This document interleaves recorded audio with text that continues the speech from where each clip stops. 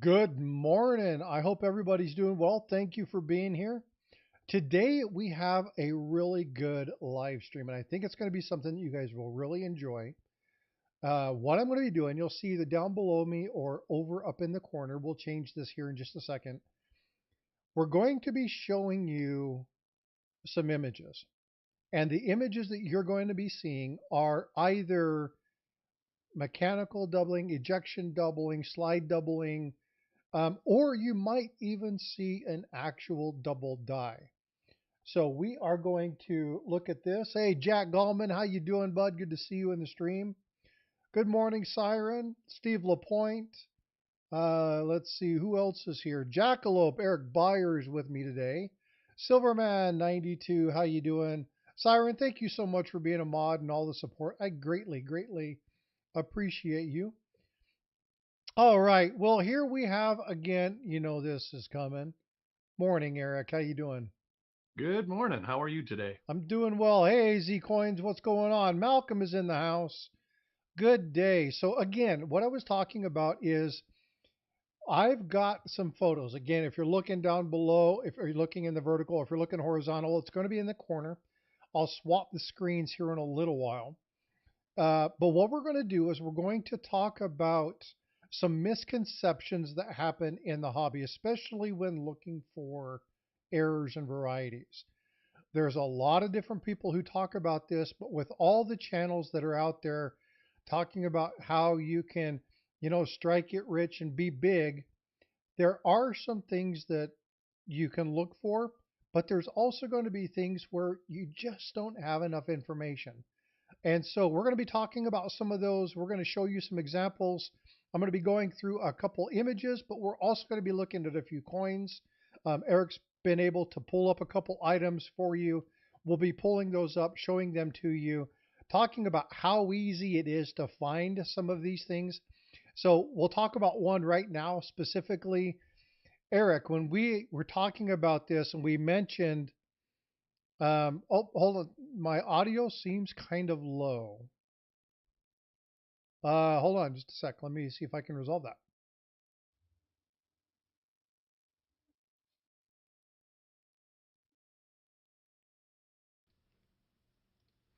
Tell me if that's any better.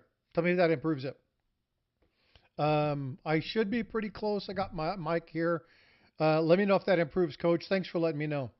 So, Eric, when I first contacted you about this and said that we wanted to look at this, how long did it take you to find the one that I was asking you about? 11 coins. And I actually looked at 1953p first because they actually happen on more than one date. We're talking about die deterioration doubling or the poor man's doubled die. Yeah, so that's a little louder. All right, Coach. Thanks. I appreciate you pointed out. Steve, thank you for letting me know the audio is good on your end. I do appreciate it. I did try to reduce any potential echo on the Streamlab side. So I see that, Eric. I'll pull that up here in just a minute. All right. So again, thank you guys for letting me know.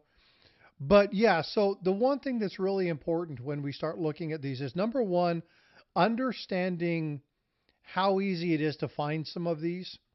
And that in itself is usually a clue. Not always, but usually. Um, if you find a roll and they're all exactly the same, you're either extremely fortunate or you've stumbled across a series of like ejection or mechanical doubling. We'll talk about that, but again, now Eric's found. I'm trying to think of what roll it was. A It was a 55p. fairly recent reveal, wasn't it? Like Oh, what where we what are found we just a talking? ton of double dice. What's up, Yeah, Adam? but 57D. 5070. Uh, yeah, and it had 4 or 5 different double die obverses, but I think 35 of the coins were double dies. Yeah, so it can happen. But again, you're going to be finding differences in those.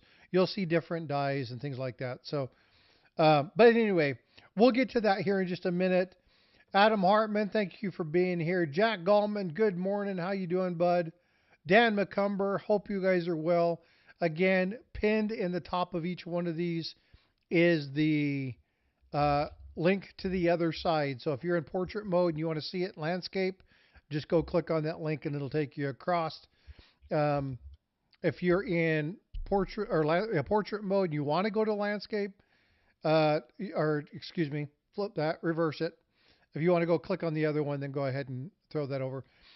Yeah, Eric was talking about that. My avatar is for all of you nickel lovers. He said, I'm sure it's going to frustrate some people because a lot of people don't like looking at nickels. So, hey, me, what's going on, brother? Are you home or are you driving?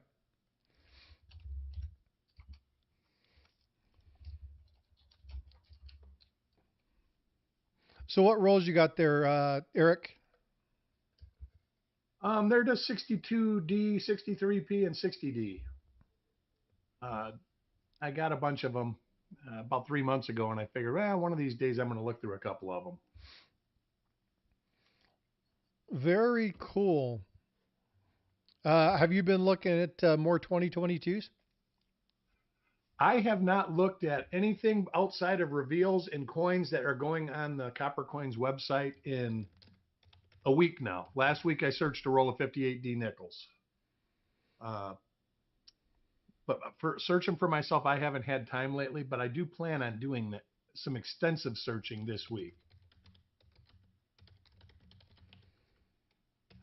Very cool. Well, if you want to do anything live, let me know. I will. I think that'd be a lot of fun to do some live stuff. I need to get back into when I had my eye surgery, I have a hard time seeing close now. So I haven't been searching near as much. Before my vision, I mean, obviously my vision was bad when I had the cataracts, but now I see well anything past 24, 25 inches. Anything inside of that, especially close, I have a hard time, especially if my You eyes are almost tired. got to search on a microscope now on your I, computer. I even with a loop, I have a hard time seeing it anymore, which is really crappy for being a coin channel. Right. So, Well, like I said, save your money up, and get yourself a $600-700 scope setup where you can get really good close pictures or views, oh yeah, and then because the you can one I have right sit now back from just the ain't cutting screen it. 2 feet, and then Yeah, you can search coins like this. I mean, like you're sitting right now. yeah, put it It's up on not the my screen and preferred look, way, and yeah, but it is. There's a lot of people, a lot of the old timers that like the fella I was talking about earlier who got me into searching for varieties. He's almost blind from diabetes now, and he doesn't search a whole lot of coins. He says, I don't buy any coins anymore. He says, I do search my change, and he says, I have to search it on the computer like super magnified to even see anything now. yeah. So I got my loop sitting here, and I'm using a 30x loop, and even with the 30x loop, I still have a hard time seeing it.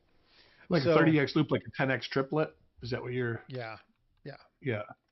And that's still only 10x, so you know. Oh It's well, it's yeah, not that's true. it's not 10 times 3. It's only 10x. It's just clearer on a regular single 10x loop. The eye relief, you only see focus in the center, very center of the lens. So that's what I was saying earlier about if you're just getting into it, by all means, buy the $5 or the $9 loop or the $7 loop from China or wherever it's from. Yep. Uh, but if you get into it and you like it, one of the best things you can do is spend $30 or $40 on a Bausch and Lomb, a Belomo, a Something with really Schneider. good optics. Yeah. Uh, and they'll all say triplet or quadruplet. And what that means is like the 10X to make it where the field is all in focus from the edge all the way to the center is it takes 3 pieces of glass and basically laminates them together to make the lens. When it says, and that's what it means. So if it says quadruplet, like a lot of 20Xs, they're super small and they're quadruplets. That means they have 4 layers of glass put together to make that. Uh, and that helps with eye relief. If anybody is into shooting sports uh, and you're using a scope, you will know that if you got a cheap scope, you kind of got to go back and forth and up and down with your eyes to try to find the sweet spot in the scope. But if you're looking at a scope that's like a big money scope, you just stick your eye in it and you see everything. Right. Yeah, I know. You We know. were we were talking optics when we were looking at the stuff earlier. We were looking at some of the optics, and the optics that were there were pretty cheap optics. Um, when I shot while I was in the military, um, optics make a total difference. Yep. You'll be surprised at how much even a decent shot with a rifle who is good, like steady. If they have good optics, it definitely helps them improve Yep. accuracy over the long distance. Um, Optics are everything. So yeah, I would absolutely expect it, and I'll probably bump it up and buy me a really nice microscope. But yeah, it's really important. Coach says excellent explanation of quality optics, Eric. Thank you. And like I use a 10x, but I use a 14x too. And I actually everybody goes, well, why do you do that? You see it with a 10x? Yes, that's what my threshold is. Like when I'm looking for stuff, if I can't see it with a 10x, it goes back into the jar usually, or I might throw it in a tube because what you see in the microscope, that's like 25x or 30x. So you're seeing a lot more than you'd see with 10x. But I use the 14x because I can breeze over a coin and just see it. But you have to be careful when you start getting real strong optics next to your eyes. You have to be careful that you don't stress the muscles in your eyes out, uh, and you can cause damage Yep. by looking through too powerful of optics. So I that's am what the I use. I cheese. use Hey, it Red Silver. for time. I can grab that 14x and just pop it right on there, and you see it right away. And like I say, my preference for that is this loop right there. It's a 14x Bausch and Lomb, and then I use a 10x Bausch and Lomb. But when I hunt at a show, I use Belomos because they're big. A Belomo 10x is over an inch from edge to edge. Morning, The Paula. problem Good with morning. I'm Belomos. sorry I'm Good late. morning, Paula. I'm gonna You're go not grab. late. I'm gonna You're go grab some fashionably on coffee. time. Okay, I'll be right back. The problem with Belomos now is you can't get them because they're made in Belarus. Oh, and all the With all the requirements. Russian Yeah. Ukraine thing, Yeah. they've become hard to get. Oh, So we've been dealing with a lot of that lately. my Yeah. recommendation would be go with Bausch and Lomb, Schneider, and there's another company, but you're going to pay 30, $40. Even a Belomo, you pay 30 or $40 for. So do yourself a favor. If you've been doing this for a year and you're using that cheap loop, go out and buy a good loop or two. It will pay for itself very fast. Yeah, Red Silver. You would think that would be the way to go, right? Get coffee before you get online. Yeah. No, it's all good. So, Coach asked, when looking through a loop, do you always use the same dominant eye, or do you switch your non-dominant eye periodically? I always look through. Actually, I never even thought about it before, but I always look through my right eye, Now, I will say and I'm this. looking, and actually, neither one of my eyes in the blink test show as dominant. Nothing moves either way when I close either eye. So So, that tells me that I'm not dominant in any eye. I don't think, I but I would do I would look with make a both eyes recommendation open. though. The recommendation that I would make is, yeah, exactly, Red Silver. Yeah, Keep both always eyes leave both open. eyes open. Um, you, we are stereoptic, right? So we see stereoptically. So we see individually, but at a focal point, they come into one. So your brain sees a certain way. If when you close your eyes, your mind's eye doesn't see the full image, so it will offset for you. So you will actually not. It's more difficult shooting if you close an eye, shooting an arrow, shooting pull, whatever. If you bounce your eye, you'll see very slight movements and things. Having both eyes open, even when looking at coins, helps make sure that you're seeing things in your normal standpoint. So you really want to make sure that you are keeping both eyes open when you're looking through the loops. If you have to, when you put your coin up, if you have to put your hand here so you don't see anything below it, you can do that too, but keep both eyes open. If now, some people can't. And They it's have a an muscle thing automatic too. uh, reflex to close the eye, but try always to when you're shooting pool or anything like that, you always try to use both eyes. And I think a lot of it is habit. You can create a habit, keep your Yeah. eyes open. I think it's natural at first to want to close one eye to look. But yeah, force yourself to try to keep the eyes open. That is a great hint because you get eye fatigue for closing one eye and looking through the open eye. Yep. Yep. And you can look through. So I'm ambidextrous. I can use right or left for most things. So And that's what I was saying. I'll use my Uh, left eye. I'm right eye dominant, but I'll use my left eye for certain things. Like when I shoot pool, so I play golf right-handed. I shoot a gun. I shoot pool. I shoot. I play darts both right and left.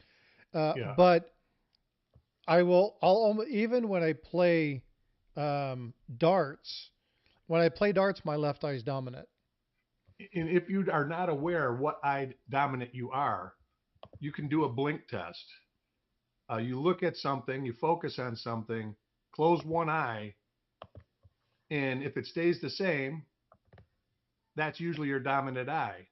Then you close the other eye, and it will usually shift over to the direction. Like if you're right eye dominant, you close your right eye and leave your left eye open, the image will shift to the left.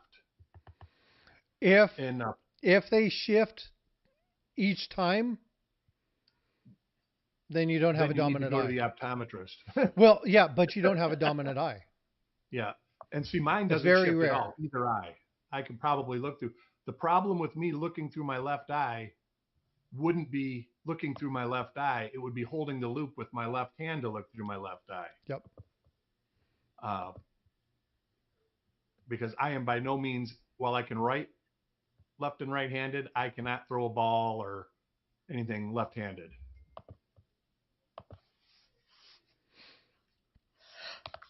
Yeah, when I was younger,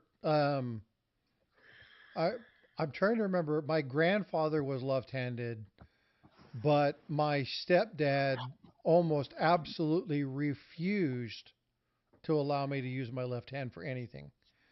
Um, I would initially throw left-handed. I played pool, shoot a bow, shoot a gun.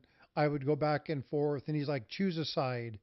And everything that he bought was always for the right hand. Um, Now, obviously, a pool cue you can use either way or whatnot. But there are certain, like if you're going to use a bolt action, it you can't. There's a side for that, right? And so they did everything was right-handed. So I would go in my grandfather's, and I would use his left-handed golf clubs, and I would use his left-handed 30-30 and stuff like that. So I would go to him and do stuff. Hey, silver selling machine, good morning. Um, and go to him so that I could practice doing both because my stepdad was like, no, you're not doing stuff left-handed. Like it was totally taboo for him to allow me to do that. Um, Writing, I had a teacher that was like, no, you can't write. Writing left-handed is for stupid people. Um, Well, back when you were a kid, there was still people that believed if you were left-handed, you were evil. yeah, so There was a I lot of people back in the 30s that would strap their kids' left hand to their body so they became right-handed. I'm not that old. My mom was left-handed, and her teacher in school, when she first started school, um, they wouldn't let kids do anything left-handed. Yeah, I They had made them all so, and my mom's handwriting was horrible because And of that's it. a religious yeah thing. It actually goes back to religion. yeah That they thought I had an left-handed English people teacher in were evil. They were elementary wrong. who just would not. She would not allow me to use my left hand to write, um, because when my right hand would get tired, I would shift to my left, and you're drawing A, B, C, D all the time, and I would go back and forth. And now my lettering on the left hand side is nowhere near as clear as it was when I was a kid. But you go back and look. I think I still have some of my stuff as a kid. My mom has sent it to me. But I was told I could not be left-handed. Now my mom was, she'd never cared about it. But my stepdad, my granddad was like, if you're left-handed, you're left-handed. If you're right-handed, you're left-handed. Not a big deal. But yeah, that teacher was like, no, no, no. Mm-mm. So Steve Lapointe says his parents were both left-handed. Yeah. Tiger, same thing happened to me. I think it's a pretty common story about the left-handed thing, but I have 3 grandchildren that are left-handed. 3 of my grandkids are left-handed. yeah. So I think you see more today than you did before because now it's no longer taboo. Right. They Mhm. don't force you to Yeah. not be So, left-handed. but yeah, I'm not ambidextrous in everything, but like I can shoot a pull right or left-handed. I can shoot a bow right or left-handed. I can shoot a gun right or left-handed. I can play golf right or left-handed. Um, Way better right-handed than left, but if I ever get into trouble, I no problem, pitching out into the fairway left-handed, not a big deal. Um, right better left-handed now than I used to. But I throw darts just as well with my left hand as I do my right. So, but yeah, I wish somebody would have fostered the ambidextrous part of things because cool stuff. Hey, Kevin, what's going on? Good morning, brother. Or Fancy Kevin, as many people call him. Dan McCumber says he's also a lefty. My parents, if they were still alive, they would be 95 and 91. Oh, sorry, Steve. Yeah, that's a bummer. Tiger with the $5 super chat. Same thing happened to me. Trying to learn wrestling moves with the right-handed body with left-handed mind was rough. Thanks for the super chat, brother. Appreciate it. All right. Well, let's go ahead and dig into this now that Paula actually showed up. I didn't even trigger her. I even tried. Yeah. Did you see this, Paula? What? The rolls? Yeah. Yeah. He knows Oh how much you yeah, love nickels. nickels. That's okay. They're early nickels, and you can find stuff. Oh yeah, there's lots of stuff to look for. Like I said, I've had a box of 30 rolls on my bed for 3 months now, or on my guest bed, and I think I might be having a guest come over, so I actually got to clean this thing off. So it's like, well, maybe I should actually go through it and work it up and put it where I know it's at, and see if there's anything good in any of the rolls. Morning, Eric. All right. So we talked earlier about a coin, and as I was talking about this subject with Eric early, because Paula was still sleeping. um, no, it's all good. I'm just giving you grief. I asked him. I said, "Can you find one of these?" And actually, it was one of the very first coins he found. But I think he searched how many I of them? searched a 53p roll that was Oh on my yeah. desk. I said, Mhm. because it happens in not just 55, it happens in 51, 53, 55, even Oh, it can 54. happen on any date. Right. Yeah, So but real quick, it was prominent in those days. Paula Yeah. and Eric, don't answer, please. Okay, I know you guys know Okay. what this is. What is this also known as? The thing that you're seeing on the screen. Let me go ahead and. Oh no, it's fine. Everybody can see this. What do you guys know this particular coin as? Now I'm really gonna be triggered. I know you're going to be triggered, but what is this commonly referred to as? And we'll talk again. The whole Kevin's like Lincoln cent. He's not wrong. He is not wrong.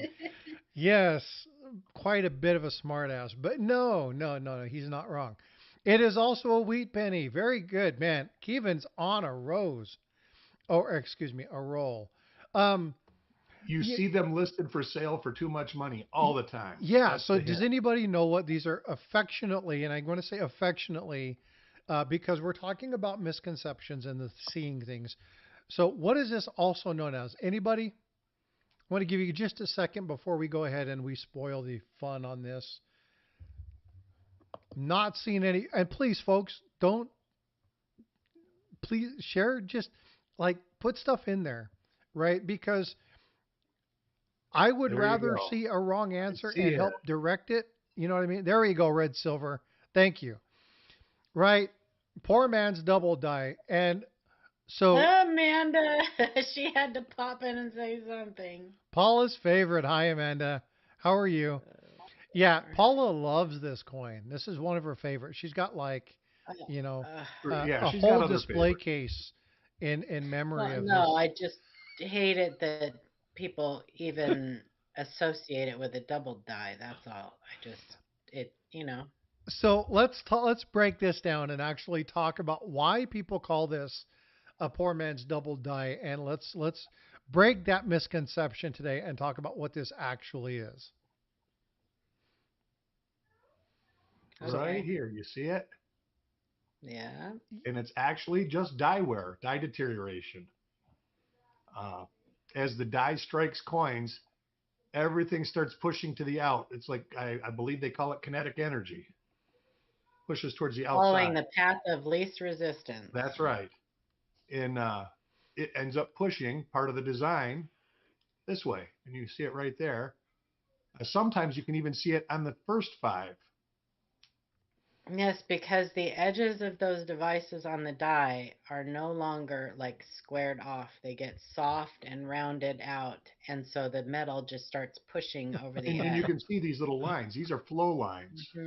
Radial flow lines. Dan McCumber says this is with your full set of L on the rim, Paula. Yes. Lovely. She's gonna Boy, need it's Trigger Prozac when Paula we're Day done. today, huh? We should have put that I on the know, and you can almost see like uh, it's not as common to see on copper sense as it is on copper plated zinc sense, but there is a thing called a ridge ring. Yep, absolutely. Boy, I might Um, have one of those. Let me look. and you can almost see a little bit of one starting there at the You talking about field, right here? yeah, at the where it's starting to kind of like get a hump, Yeah, the I late love the base. '80s uh, Zinkins are famous for They that. are, but you can get them on copper sense also. You can get them on nickels. hmm Nickels got a lot of poor man's double dies. And Um, it's much like um, Nothing here. Darn. I'm trying to think of the word. Not. I'm not Explain it one more diatration. time. Huh? Explain it one more time. Um, Dye deterioration or ridge ring. Ridge ring. So you get this. It looks like a. Well, I can show you. I can pull up a picture. Like a buildup. It's like Yeah, it's like a hump around the perimeter. It's a ring. It looks like let's a see if I got raised ring around the perimeter of 2006. scent at Yep. the field rim junction. Um, This don't have it. Amanda, what's the name of it? Reoccurring dye subsidence. Dye subsidence. Well, I got all the Zinkins out that I had within my arm's reach. Oh, there's another roll. So the dye starts to kind of sink in, and it'll become so it gets like a raised area on the coin. Let me find my file on ridge ring. All right, it's cool. Yeah, so again, the purpose for today's discussion is to look at some of the common misperceptions. Now, there's also going to be something, I've got a number of photos up, and what we're going to be doing is as I pull these up, and again, when I start this, I'm going to switch the screens for the YouTube side. We won't be seeing it here. I'll have to do something special for the ones here. Um, but what you're going to see is you're going to see an image. And chat, I want chat to open. Now, Amanda, I know you're really good at this, but if you can refrain from answering.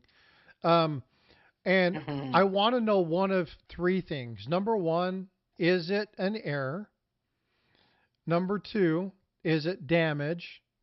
Or number three, Do you need more information? Um, and so we'll kind of look through this. There you go. Oh, I'm very familiar with that. Yeah, Hmm. yeah. I didn't know that that was what it was called. Yeah, red ring. It's just dye deterioration. The dye deterioration takes on different forms. Um, but when the dye starts wearing out, um, depending on the area, there's many different anomalies that can happen that you will see on the coin. And that's just one of them. Radial flow lines is another one. You see that a lot on nickels. On Yes. nickels, you get a thing called dye devouring dye wear too, um, or that's just excessive dye wear, like early on dye wear. Well, nickel dyes, do they wear out so fast? They do Whenever wear out fast. yeah, and they go to late dye state real fast, and especially like in the 60s, you can get late dye state coins. I think that's why there's not a lot of RPMs and doubled dyes found in nickels, because a lot of the coins you're looking at, they might be doubled dyes, but they're late dye state and you can't see it. Hmm. Wexler used to list a lot of them, especially on like Lincoln Cents and stuff like that, that were just like smears. And he since has taken them all down Is that because because the hard, how hard it is to actually mint a nickel? I think it's the hardness of the actual planchet, and it Hmm. just wears the dyes out fast. The bigger the coin, the less coins they get out of a die pair. Smaller the coins, the more coins they get out of a die pair. So dimes are the easiest to make the dies, and dimes, I believe that their dies last longer than any of them. And I believe that the current goal for pennies and dimes are 1,000,000 coins per die pair. Not that they get 1,000,000, but that's what they're trying to produce dies that They'll make that. try if they can. And They'll I have try. heard that like half dollars, that they try to get 100,000, but they rarely get 50,000. Yeah. Quarters, they try to get 250,000, they rarely get 125,000. But it could possibly be one of the reasons why it costs so much for the mint to produce nickels because they just have to make more dyes, and dyes Right, are and you can not see that cheap.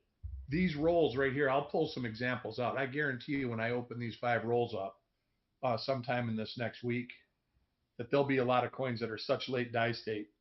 It's just Hmm. like from 2 feet away looking at them, they look just like a regular coin. But if you put them under magnification, they're going to look like this the 55p did, but probably worse. So, Paula, did you know that when the U.S. Mint is pressing nickels, the mint doesn't make sense? Right. Sure it does. It makes 5 cents. But No, I know. Anyway. All right. So I'm going to go ahead and I'm going to pull up. I'm going to switch for you guys, and you'll see the items that I have in the center. For you guys, um, I'm going to have to share my screen and do it this way. All right. That's gonna. No, I'm not. I can't do it that way. It's gonna show them both. I want to make sure that we're still seeing. So you're gonna have to see it on the YouTube side. All right. So what I've got here is I've got a series of about 10 images, and what I want you to do in chat is when I show you this. So for instance, let's look at the image that's here. Error, damage. So again, error, damage, or you don't have enough information. So when you look at this particular coin, um, what is this? Can you tell me if it's a damage coin? Can you tell me if it's a error, or do you need more information to be able to classify this? Okay, so we'll go ahead and look at. So Ed the Lorax says it's a die chip.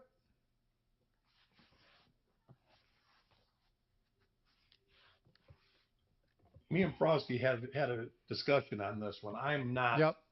sold on what they say this is. Well, I'm not. I don't I think they're think I wrong. know what it is. So I Kevin would says keep this. damage. Well, and I think I again, know this is what so. it What's is. important is that um, Eric says maybe a clash. Okay, so again, remember, you can say that it is an error or damage, or you need more information. So Eric's like clash, maybe more info. Too close to see all. That was my thing too. Red is the picture is kind of you need a more of the coin. What you're seeing there, it doesn't. It does it go extend further down, or does it just Yep, end right there? I would absolutely want to see more Right. So information. this the Um, reason that I'm showing this particular image now. What they called this, Paula, what do you think it is? Incused machine doubling. So what error ref calls this is ejection impact doubling. Uh, Yeah, I have questions with Okay, that. but yeah. here's the thing. The But reason I call machine doubling ejection doubling. So the Right. Well, reason here's the thing with this. I would keep it because that's cool, but I would like to see more of it because if that's well, like the S's below that, that's kind of neat. yeah. I but mean, but no. So if you see examples of incused ejection doubling or machine doubling, aka machine doubling, um, many of them have a completely separate secondary image. Right. So, But this, the you can't EC tell in if the it's Betsy in Cuse Coleman or in corner, relief. hmm right? That's a That, great example of that. That's one that coin was what helped me understand the difference between relief and incuse, right? Because I knew all the right language, but I didn't understand incuse. So even though I understood it correctly, I was saying it backwards. And so when you look at something like this, you need, in this case, you would need more information. Why am I showing this particular one first? The primary reason for this is you see a lot of videos that come out and say this amazing coin, and they show something like this. You have no idea really what it is. There's not enough I information. I Um, absolutely love Error Ref. I really do. I think it's a it's a great well, it's resource. kind of all the only resource that we have right now as far as errors go.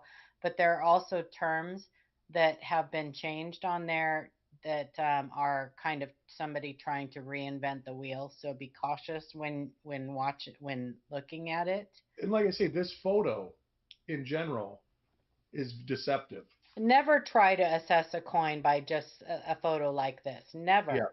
You need to see the whole coin. When you to properly assess or diagnose a coin, it would be like a doctor, you going in to see the doctor and them just having you put shove your foot out, inside the door and just looking at your foot.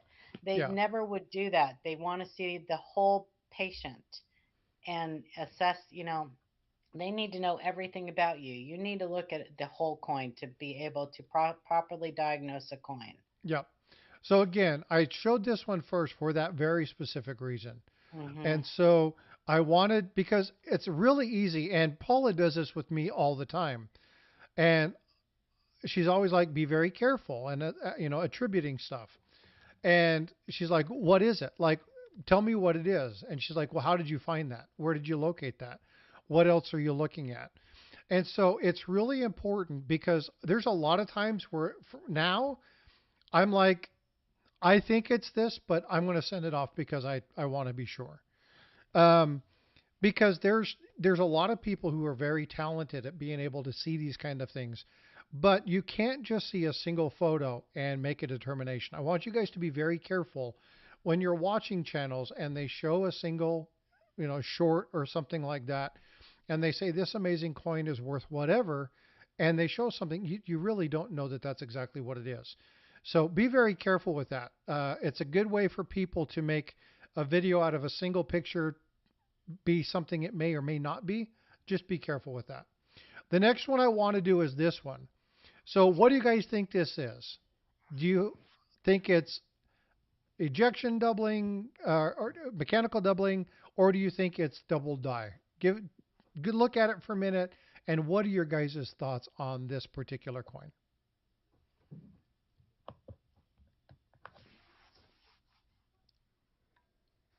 This is hard not to play. I know it's hard not to play, I'm gonna but go get some coffee. what I want you guys to do is, again, there is a right and a wrong answer, but what I want you to do is I want you to kind of look at it and just be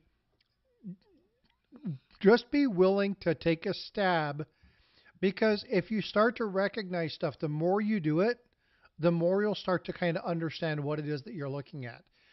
And if you see the same thing over and over again that's wrong, now we know what we can work on teaching you, and we can work on how we can identify showing you what it is that is incorrect in that. Hopefully that makes sense.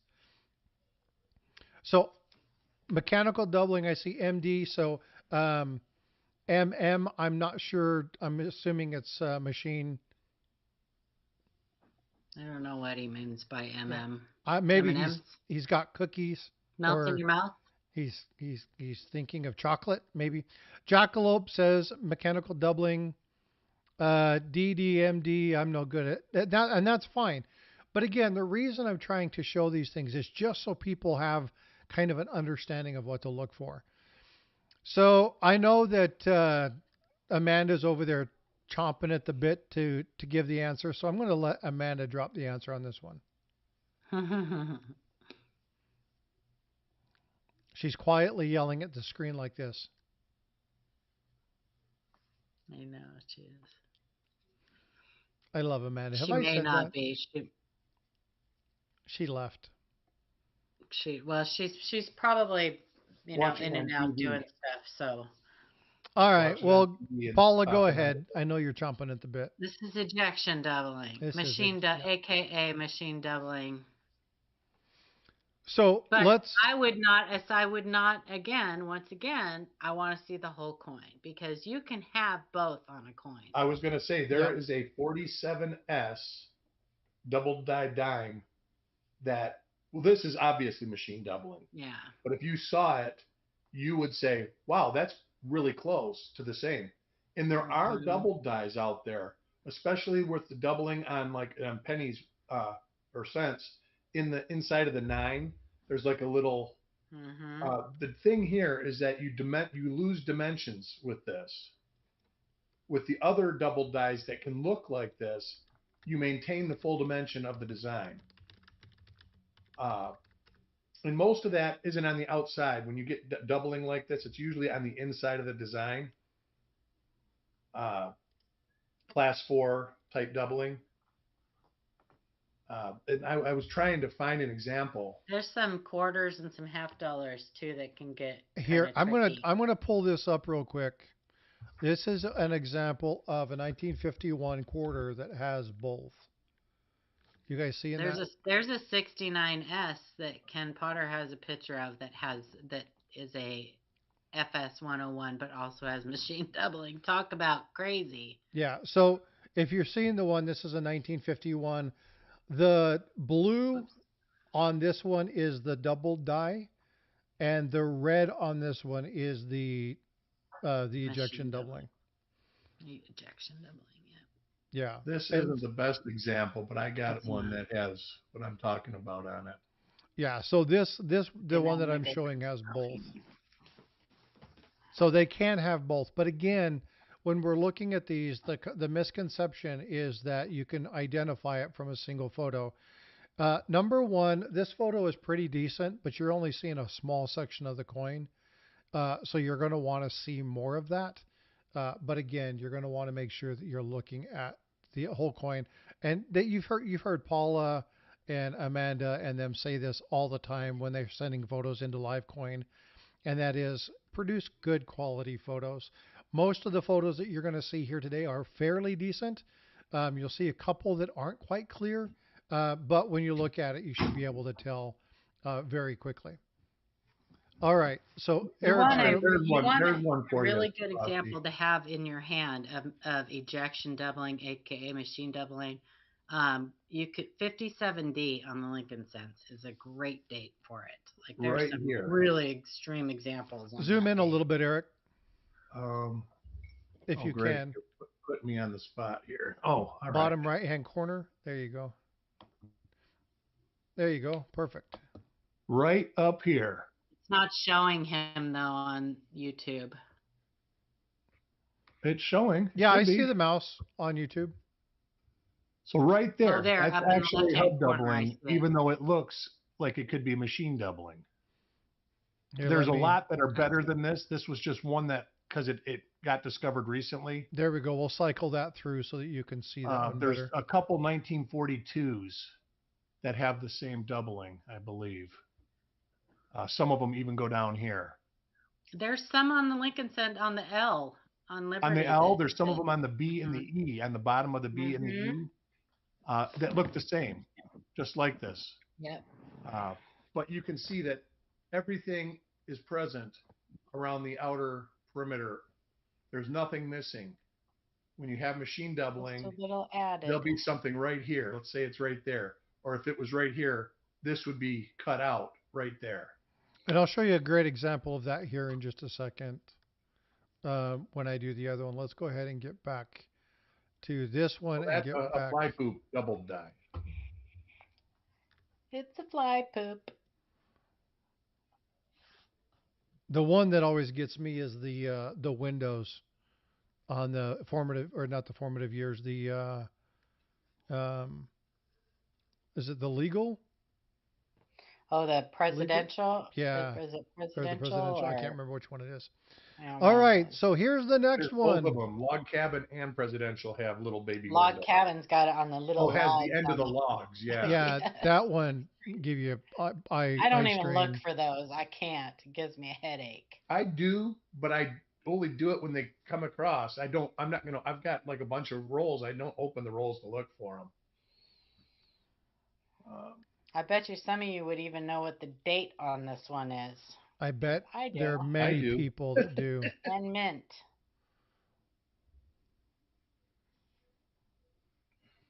So this image is courtesy of Ken Potter. I've got the link if you want to actually see one of his items. I'm going to go ahead and put that in chat. If you want to go and check that out. This Yeah, is well, I'm like, wait a minute, what mint is F? Foster Freeze. yeah. D and F are next to each other. I know. Yeah. but close, but not. But not that's a small. nice one. Yeah, so this is obviously, so again, in chat, 1964, very close. 70. Yep. There is 70. a couple nice 64D double dice. There's some quadruple. Yeah. Yep. So, but this is a 74D. I found 5 of these in a bank wrapped roll back. 25 years ago. Absolutely amazing specimen. And you can see the doubling. Now, the one And thing, fairly common. yeah, believe it and or yeah, not. Not uncommon. That's something like all these definitely people can that be search half found dollar. in searching for Mm-hmm. half dollar. This is something you want to look for. You see These- a 74D, you want to look for it because it's Yep. worth more than silver. All of the errors, the actual double dies that are here, whether they're double dies or hub doubling or whatever it is, are all found. The ones that are here, they're all listed in Ken Potter's Find It and Pocket Change. But it's also listed on his site. And I've added this one in on both chats. You can see this. You can go to his reference. You can see the photos. Now, the photos that he has on his turn out this very small little itty bitty picture.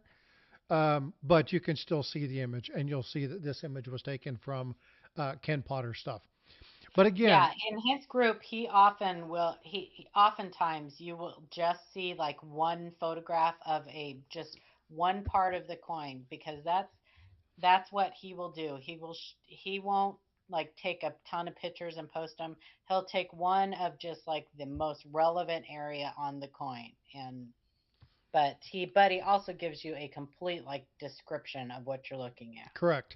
Now, the one thing that's really easy, Hey, heavy metal, what's up? Good to see you. The thing about this is you're looking at additive. Now, when I'm talking about additive, this is something I hear Paula say all the time.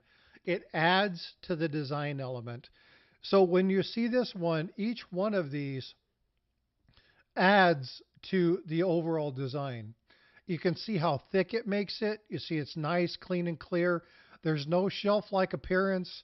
There's no reduction in the actual relief of these items. It's Hmm. additive.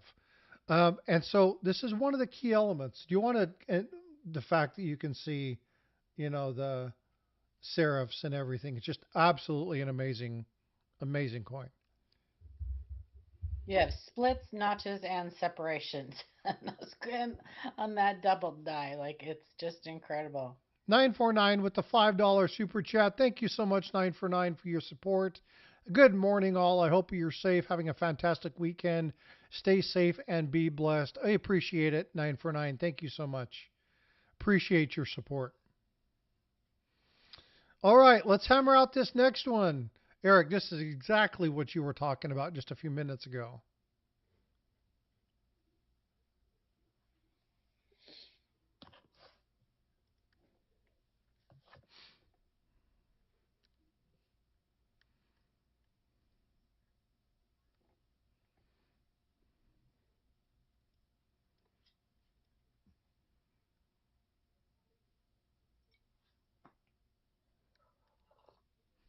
And please, if you're watching, feel free to participate. Again, understanding kind of what you're looking at.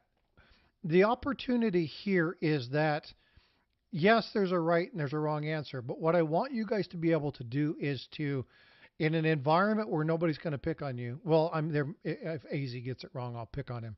But if this is an opportunity for you all to say, hey, I want to learn this. If you're not interested in it, I completely understand.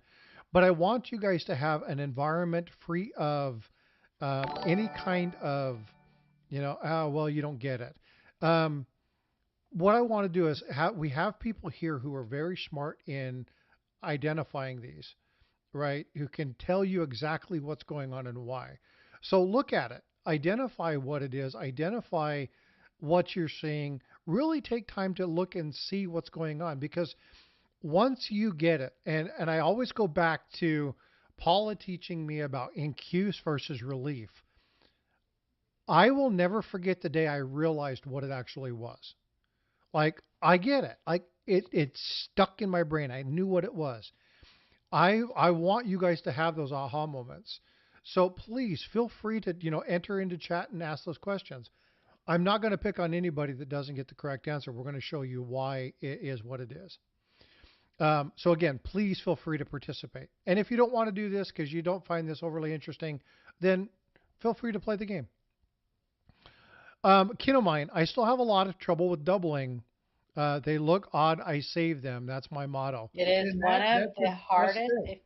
If you are a variety searcher or you are interested in learning about varieties and you know being able to find them, learning the difference in these is one of the toughest things to get your mind around. And if you have a doubt, like Ketamine said, it, this one is kind of obvious, but it's only a penny. Save it until you Yep. know for sure. If you have any doubt in your Yep. mind what it is, put it aside.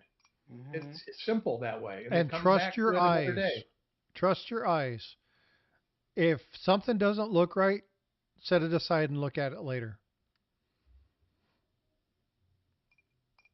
Yeah, So, if you find a coin and you go, this looks weird, but I'm not sure about it, set it aside. And if you're searching through rolls, the odds are that you're going to come across another date and mint that you That could can be that's similar. completely normal that you can use as a reference.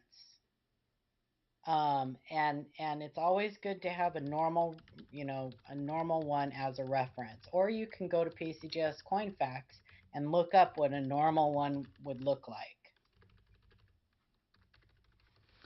and with anything, okay, and we talk about what does Steph Curry do? What does LeBron James do? Practice, Um, practice, practice. what do those folks do? The Olympians, the pro athletes, Paula, Eric, Chuck, Blue Ridge. What do they all do over and over and over and over again? They search, they look, they're trying to identify. They're constantly looking Repetition. at regular coins, understanding what the normal element of the coin is. Because once your eye gets familiar with the design, then those things start to pop out at you. So And once you find something, if you're looking for double dies, once you find one, it usually is like a light going ooh, off. ouch. Mhm. You usually have not much problems after that. Ed the Lorax says, I found a 72 DDO when I was 10, but it didn't match the red book, so I threw it back. Well, there's Well, that's because because there's the red book dozens only of them. shows one example. Right. There's how many different double dies for There's 70? 10 good ones. Yeah, Yeah. on the Lincoln set. Ouch. Yeah. I threw Nine good ones. when I first started, I found a really, really thick 1960, really thick. And I was like, oh, that just looks weird. And I just put it back into the thing. Now looking back at it, I always see that coin's in my mind's eye. So it happens. All right. So this is obviously mechanical or ejection doubling. So It's a Paula, great or example of it. Mhm. yeah. So let's break this down. So what is it that is the definitive? Remember when we talked about with the previous coin? Okay, I'm going to go back to the previous coin. We talked about it being additive, right? So the design element adds to the overall design. When we look at Overall this one, size. Mhm. yeah, when we look at this one, you can see how it actually takes away, here, here, right? It actually takes away from the design element. So you can see that that is actually removing that little shelf-like appearance actually eats away at the overall design. And that's kind of one of your telltales. What else should they be looking for? Notching. Yes. So we're talking about like Split. here, right? Inside here, inside the nine, the base. Extra thickness, like 89 Extra feet. There's a thickness. lot of double Yep. dice, but the Mhm. first nine is like huge. The tip on the bottom Like is look like at this super U. fast. See how thick this U is? Look how thick that T is, right? Again, when you're looking at the Yep. Forward four, leg. right? Look at that extra thickness. And again, these are all little things that when you see a really good example like this one, it's like wow, it's there. Um, but you can see ones that look like this that are ejection doubling, right? You can see ones that are uh, that. But again, anyway, you're looking for the like the less amount, not less amount. Help me, I just went blank. My mind went numb. Um, subtractive But element. you'll notice that it's not like the secondary image on that, along with being flat and shelf life, shelf like, it's lower in relief. It's not like the same relief, and it comes Right, but it back takes in on away. itself. It comes back into itself. And Yes. if you took a pen like a Sharpie and you filled that flat area in with the Sharpie, like colored it, it would just be the normal, like the 8, for example. Right. The It normal would be the design. normal 8. There wouldn't be anything added to it. Yep. So So it that's a kind of, really good example of the ejection doubling or mechanical doubling, whichever one you want to call it. But so if you are playing in the sand and you're building like a sand castle, and you build a mound of sand, and then you push more sand up against it, you have like a secondary image on the side of it. But if you take your hand and you push that sand down, then it takes away from that mound and Yeah, just the makes a overall little dimension. step. That's the same thing as the difference between adding sand to that mound, or pushing it down and taking it away. that is a great analogy. That is a great analogy. Oh, by the way, Paula, you Sure. made a recommendation, and my zinc comes in tomorrow. Oh, to do the Yeah. plating like thing. So I'll be working on that sometime this week. Cool. All right, this one's a little bit more difficult. This is a tricky one. Paula, shh. Okay. This is a little bit trickier. Oh, we actually featured this coin on our live stream. I know you did. This is where I Yes. got the idea for it. The first time it was ever written about or anything. So is mechanical and machine doubling not a big deal in varieties? So 949, mechanical or ejection or machine doubling is technically a damaged coin, correct? Yes. It is damage. Yeah. Yes, it 100% damage. It is post minting damage. Yeah. The And minting so process has ended, you and want you're to, into the ejection part. and there are people, and we've learned, and we've saw this in various people in or out of our community that try to take these things and sell them for something that they're not. Be very careful with that. Um, try to get an FS number or try to get a designation. I'll be right It's back. not called designation in errors. That's in varieties. Is it a designation?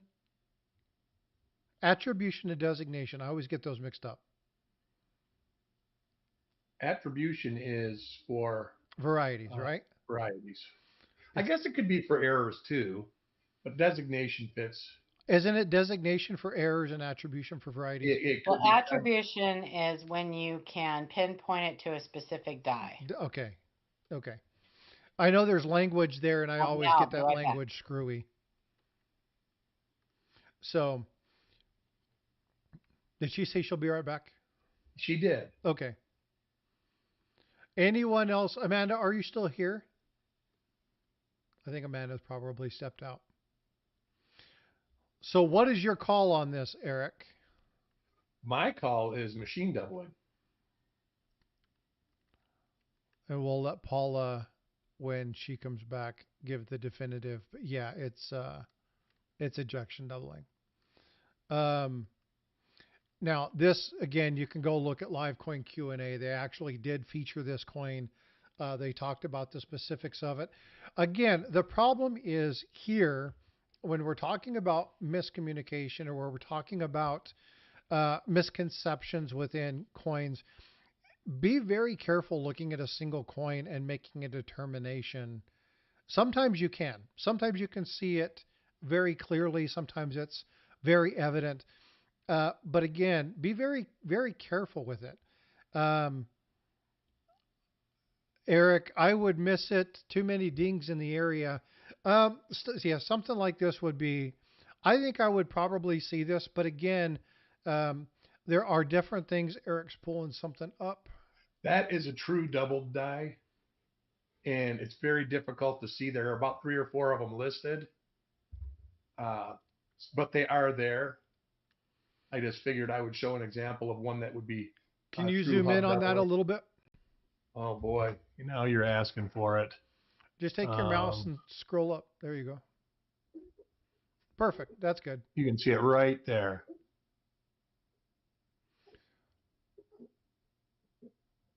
Yeah. So And the that one is thing, a Brian Ribar photo. the one thing about looking at these, and you guys, if you haven't heard me say this, 949, basically they're not worth keeping. A lot of people like them because some of them are cool. Okay, so like the one that we did with the two S's next to each other that had the S down below. That's a really cool thing. Now, does it make it collectible? If you like it, but does it make it valuable to everybody else? No. So collect what you like, but just understand what you have. Just because you like it doesn't make it a valuable item. Okay.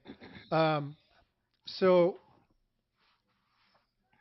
there's a lot of people who like some of the extreme mechanical doubling or the machine doubling or Yeah. the ejection Yeah, I doubling. mean, there's some people that Yep. actually Yeah. collect machine doubling, Yeah. and Keep And it if you like it. yep, you but always just hear people say, "Well, there's no value in it."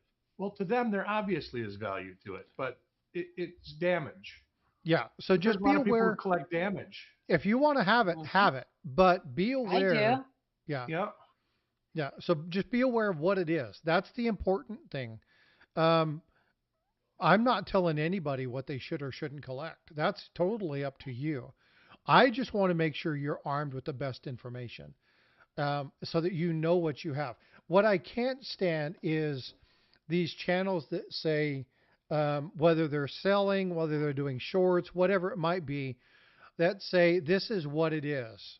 Yeah. Um, and they sell you something knowing it's not that, but they sell it as that. I have issue with that. I want you to be aware of how to determine what's what, but I also want you to be able to look at things and say, um,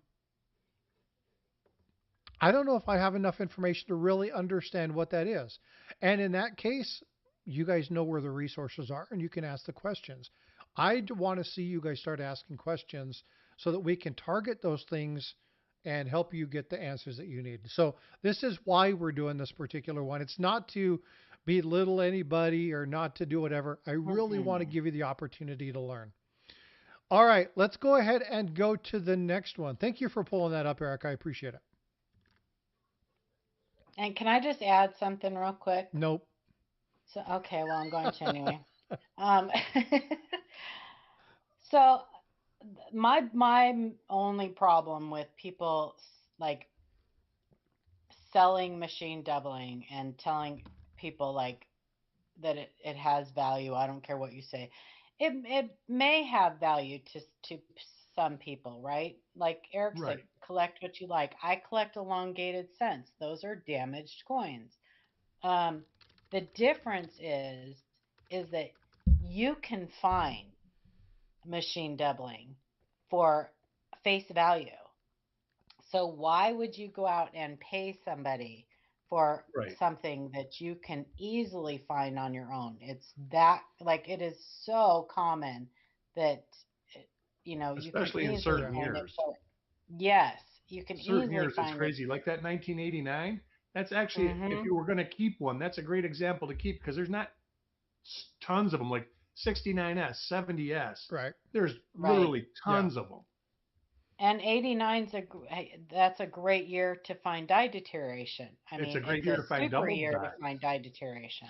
Hey, I mean, there's there. a But lot of things. It's an the underserved difference year. between paying for machine doubling damage and paying for an elongated cent is that I can't just go out and find those elongated cents in pocket change. There's I Right. collect them by like type or where they're from or You can that find them in that's the the difference. Coinstar. I found one in a Yeah. Coinstar. Well, yeah, that's true. People do like they will throw them in their jars of change or whatever, but yeah, that's not real common. But All right. This one's yeah. a fun one.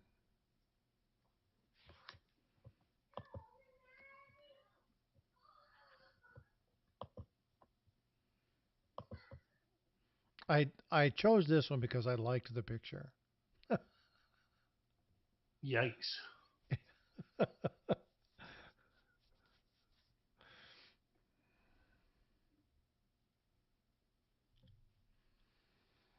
So the secret with looking at this one is look at the entire face.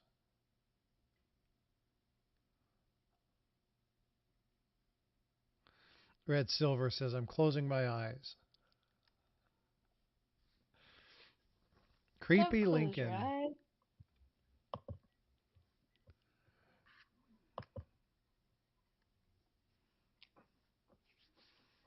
Not a lot of guesses on this one.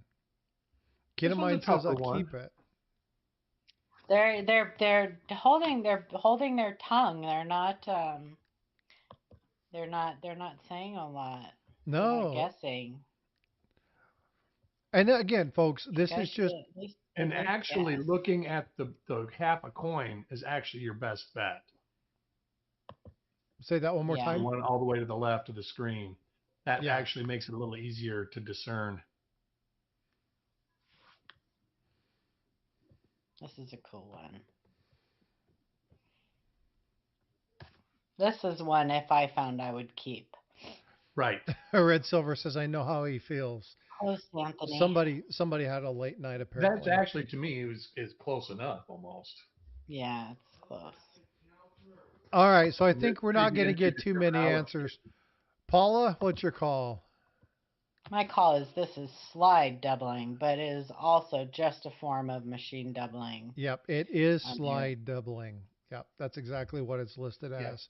Push doubling was a great guess. Yeah, because there can be extreme examples of push doubling too. Yeah. So Streaka says a bad day for Abe. Yeah, so this is slide doubling. I really liked the photo. Again, all of these were pulled from AirRef, and I've got different links in these photos. I'll be putting this in chat so you can see the references for these. But again, you can look at it, and there's a couple different things to give you uh, kind of areas to look for to identify what that is. Paul, you want to walk through kind of what points this to slide doubling? so it is exactly what it says it is. At the ejection, after the final downstroke of the die just kind of slides across the coin as it's being ejected. So And the coin pops. this was a So really loose mechanism. yeah. This striking chamber had some issues.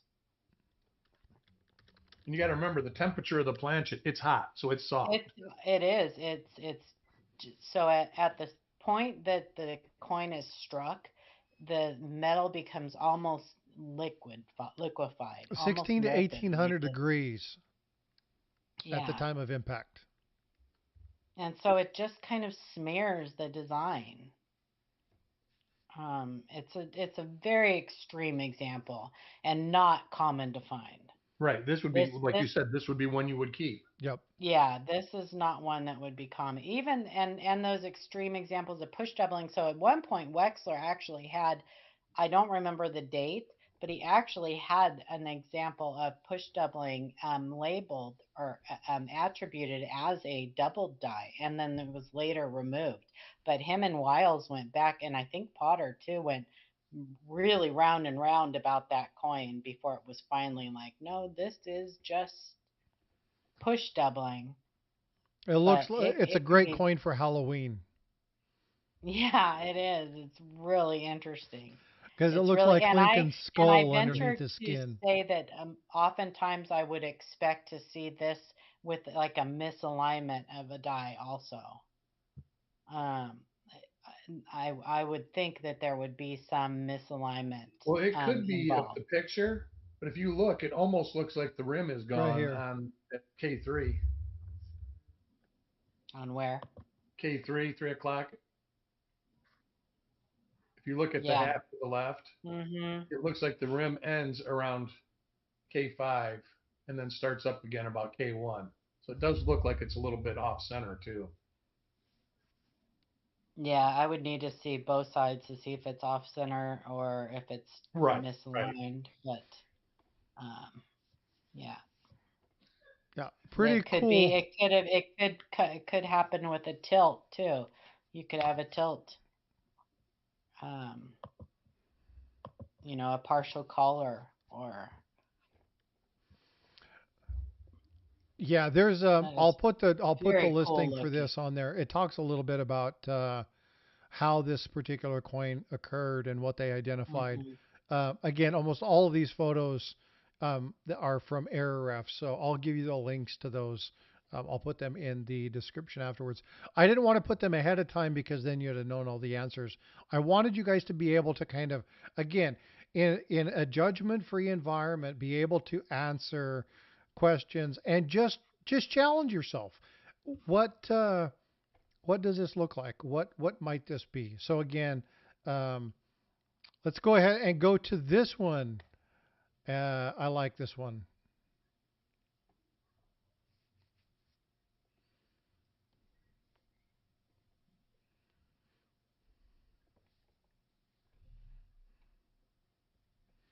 Ha. Eric said the same thing the first time he seen it. Ha. Ha.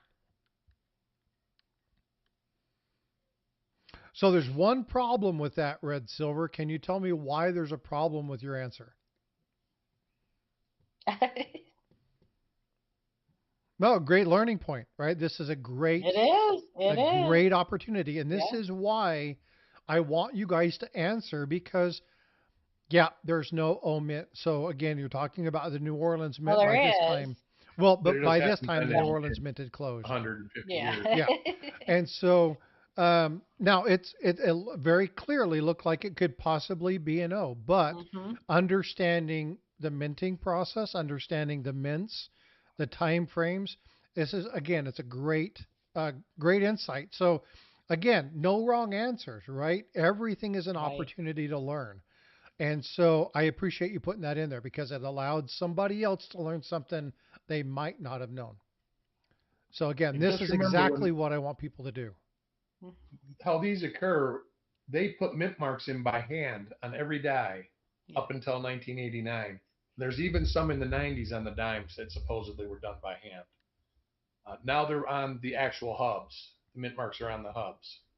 So if you get a doubled mint mark now, it's an actual doubled die. But these were all struck by hand. So if it didn't strike, didn't go far, they look at it, needs to be hit again. And obviously they missed a lot in Yeah. 1960. He just lifted that punch up in between, Or it bounces, because they or hit it with a she. hammer. Yeah. Or Yep. she, right. I think probably he though. I'm not sure that there were a lot of die sinkers that were female There were a back few. then. There was I actually wanted to do a story on it, and that was when I had my other computer and it died. All my research Die was sinkers. crunched. Yeah, at the Mint. That was when we're looking at the 1953 with Shea, and I was looking at some of the stuff, trying to understand some of the stuff, and I've lost all that data when my other Hmm. computer crashed. I have to go back through and pull that stuff up I again. don't know where he would get that information because I only know of a couple that actually like they've talked about their names, There's an but I Oh, don't interview with know. he the didn't guy. have it. I was doing research on it. Oh, There's I an don't know interview with the any guy that females. punched mint marks for years. And to get into it, Yes, it he was like, they were like, the was same guy's done it McConty or forever. It's like, it was like a family thing, you know. McConty or All right, whatever so his name let's, was. Yeah. Eric, I'm going to let you call this one out. Which one is this? This is RPM 13. RPM 13 is correct.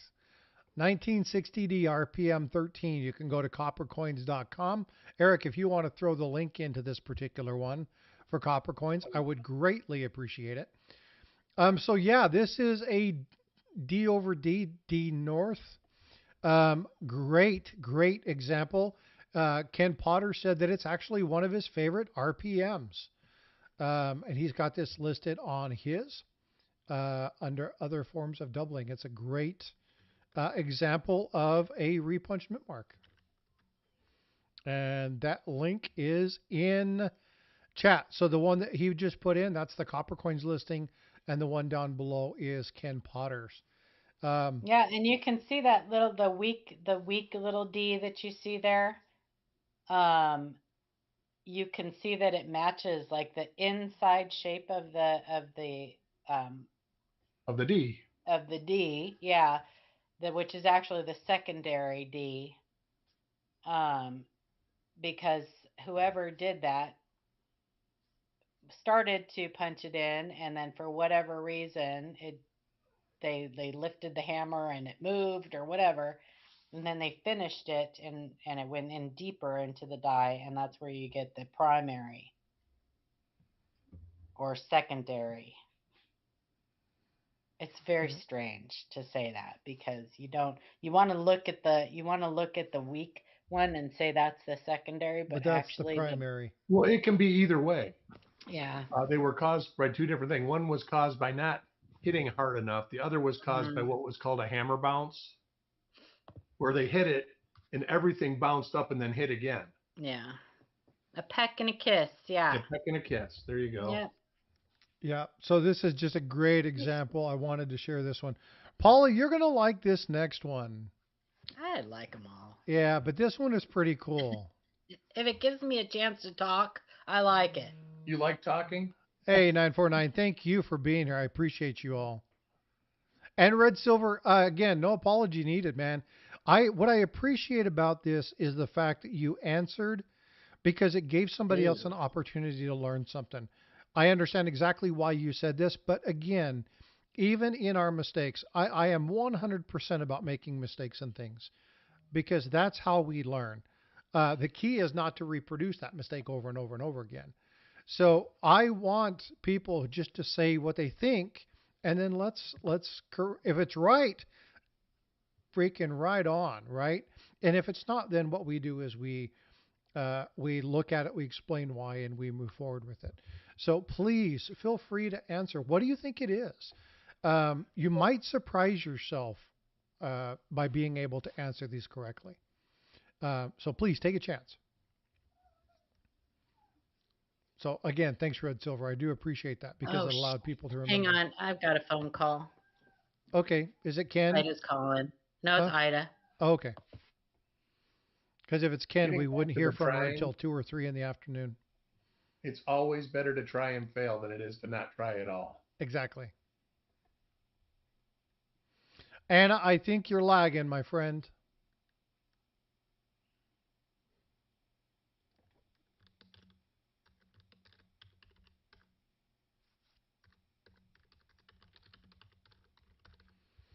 So what do you all think this one is? I saw this and looking at it, when I saw it, I was like, I can't read. I want to try and figure this out. I didn't get this one right.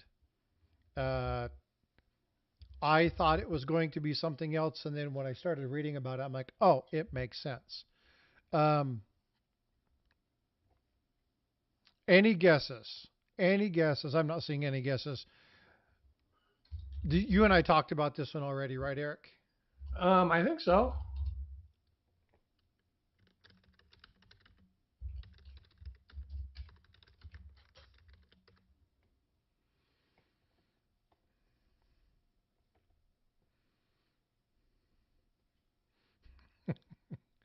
Streak is messing around.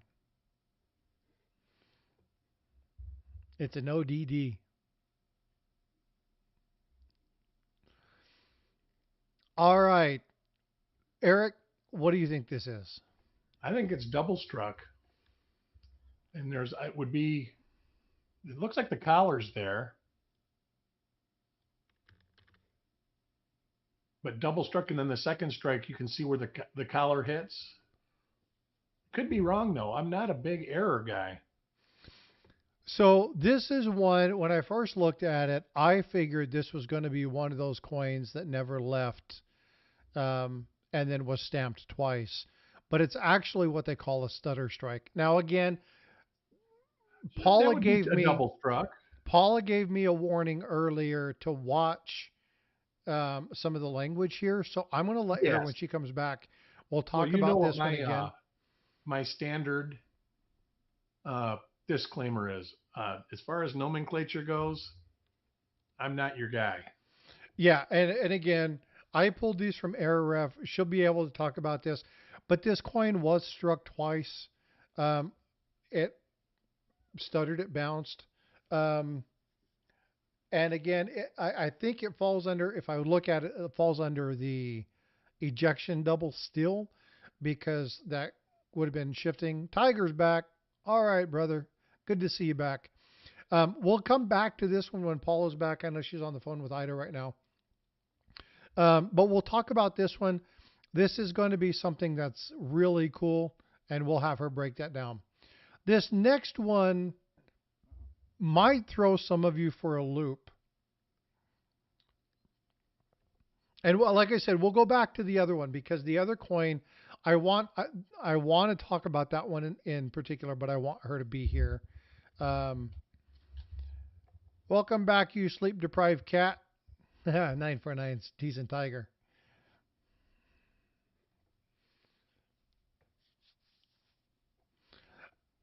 Now this is one that good guess, Jackalope. This is one that I had never heard of before.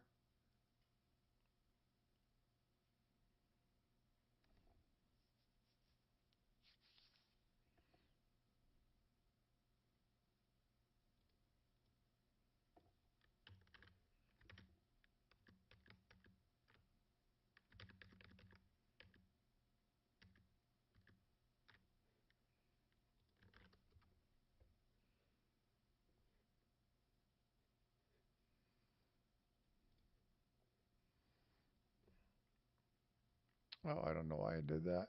Why did it do that? Trying to do something that didn't happen. Let's see if I do this again. Trying to pull something up for you, but unfortunately it doesn't seem to be wanting Sorry to about play. that. She was just checking on me. Oh, it's all good. No worries. So here's the next one. This is one I haven't had anybody guess yet.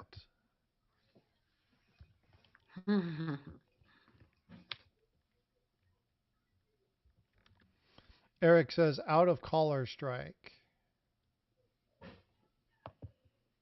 I don't see Jack's comment.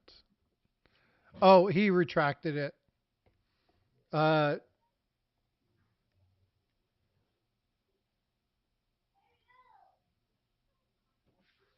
Yeah, he retracted his comment.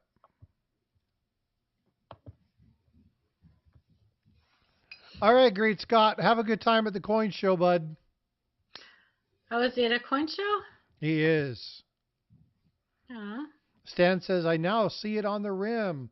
Yeah, we're looking at the rim. Paula, what is your Yes. call?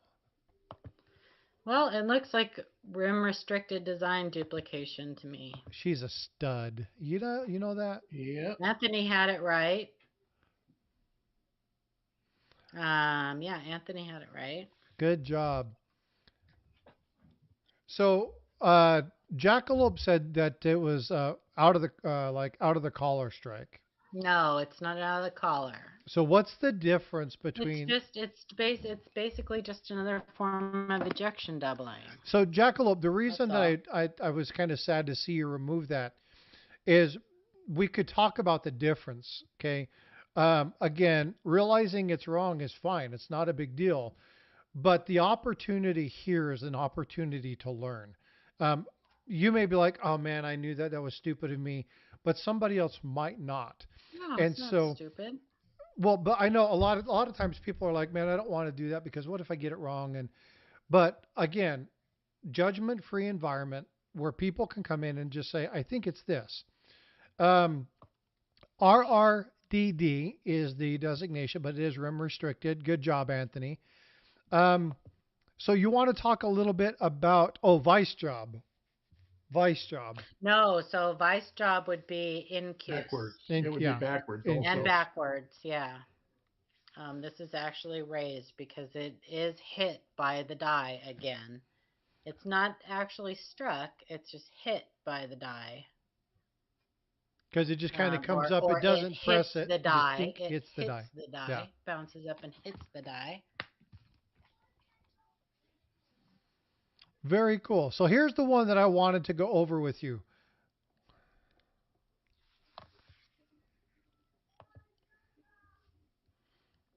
This one requires a little bit more explanation. Hang on, which one? Oh, I gotta go over to the YouTube. One sec.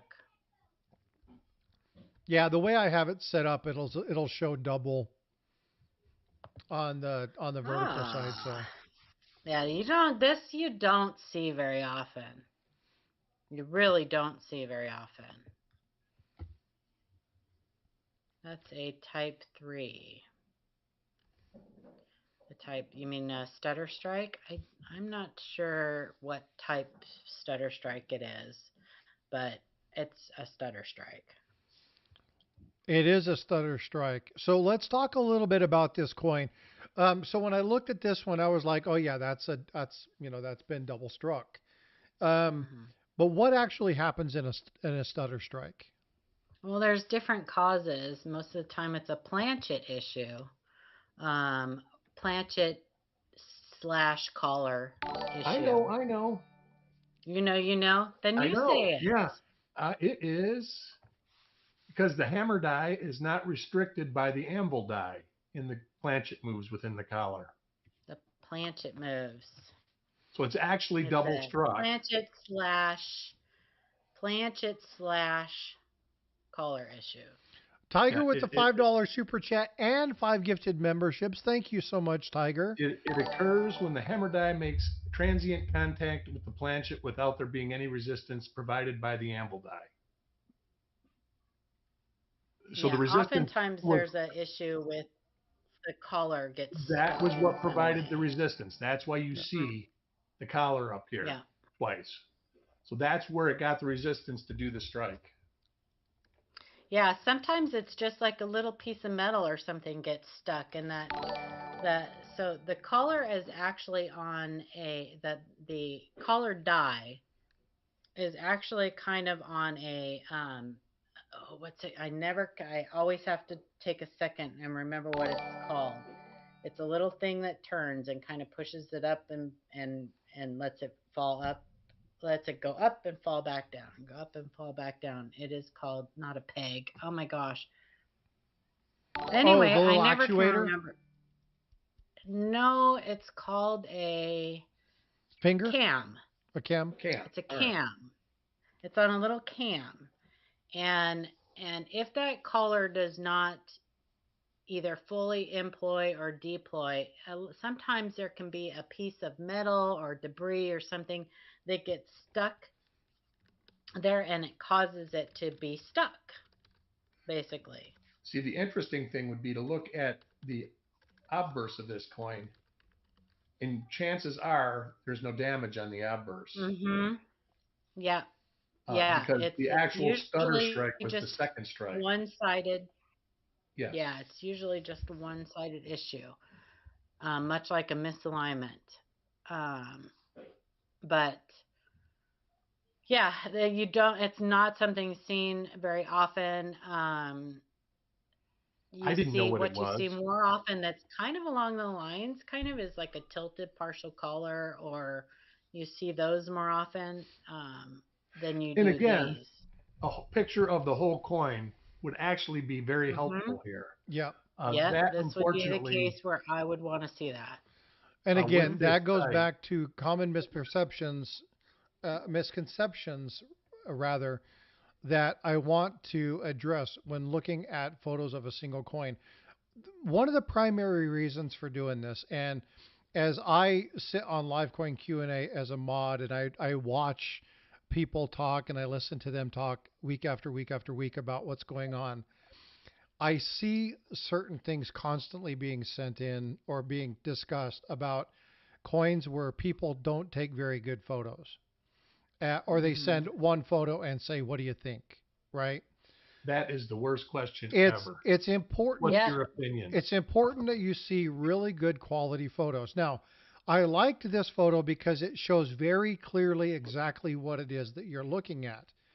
But it does. But the person taking that photograph had the entire coin to look at. So they actually had the coin to diagnose. They just took pictures of the area that it mostly pertains to the damage or the error or whatever they're photographing. So, right, but again, it's different.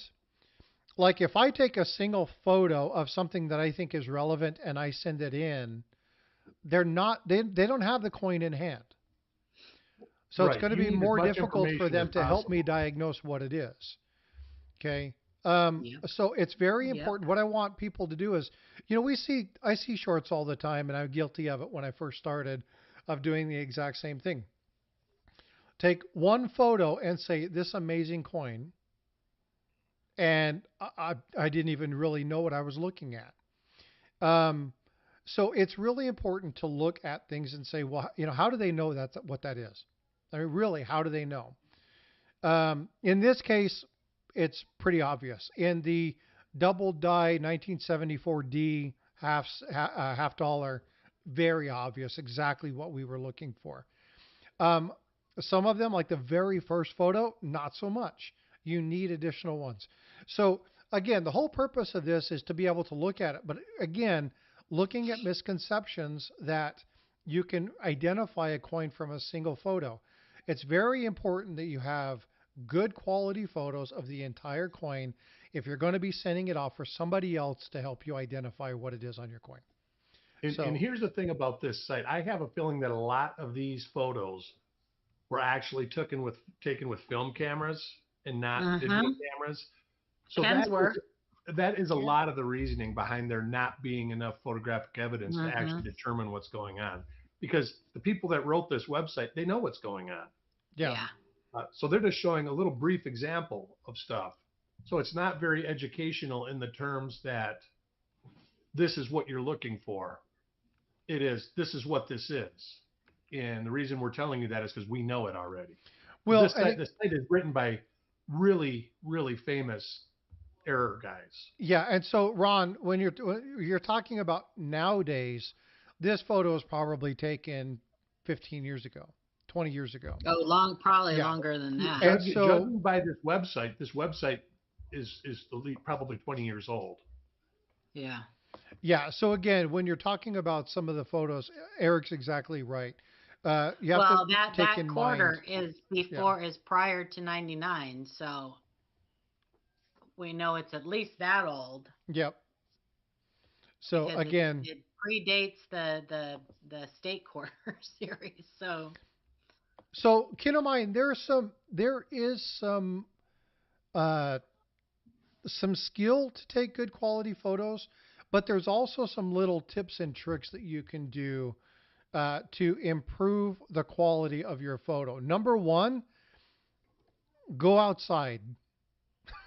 Lighting is good. Everything. Lighting is number one, right? Most of the phones that all of us have really good quality cameras.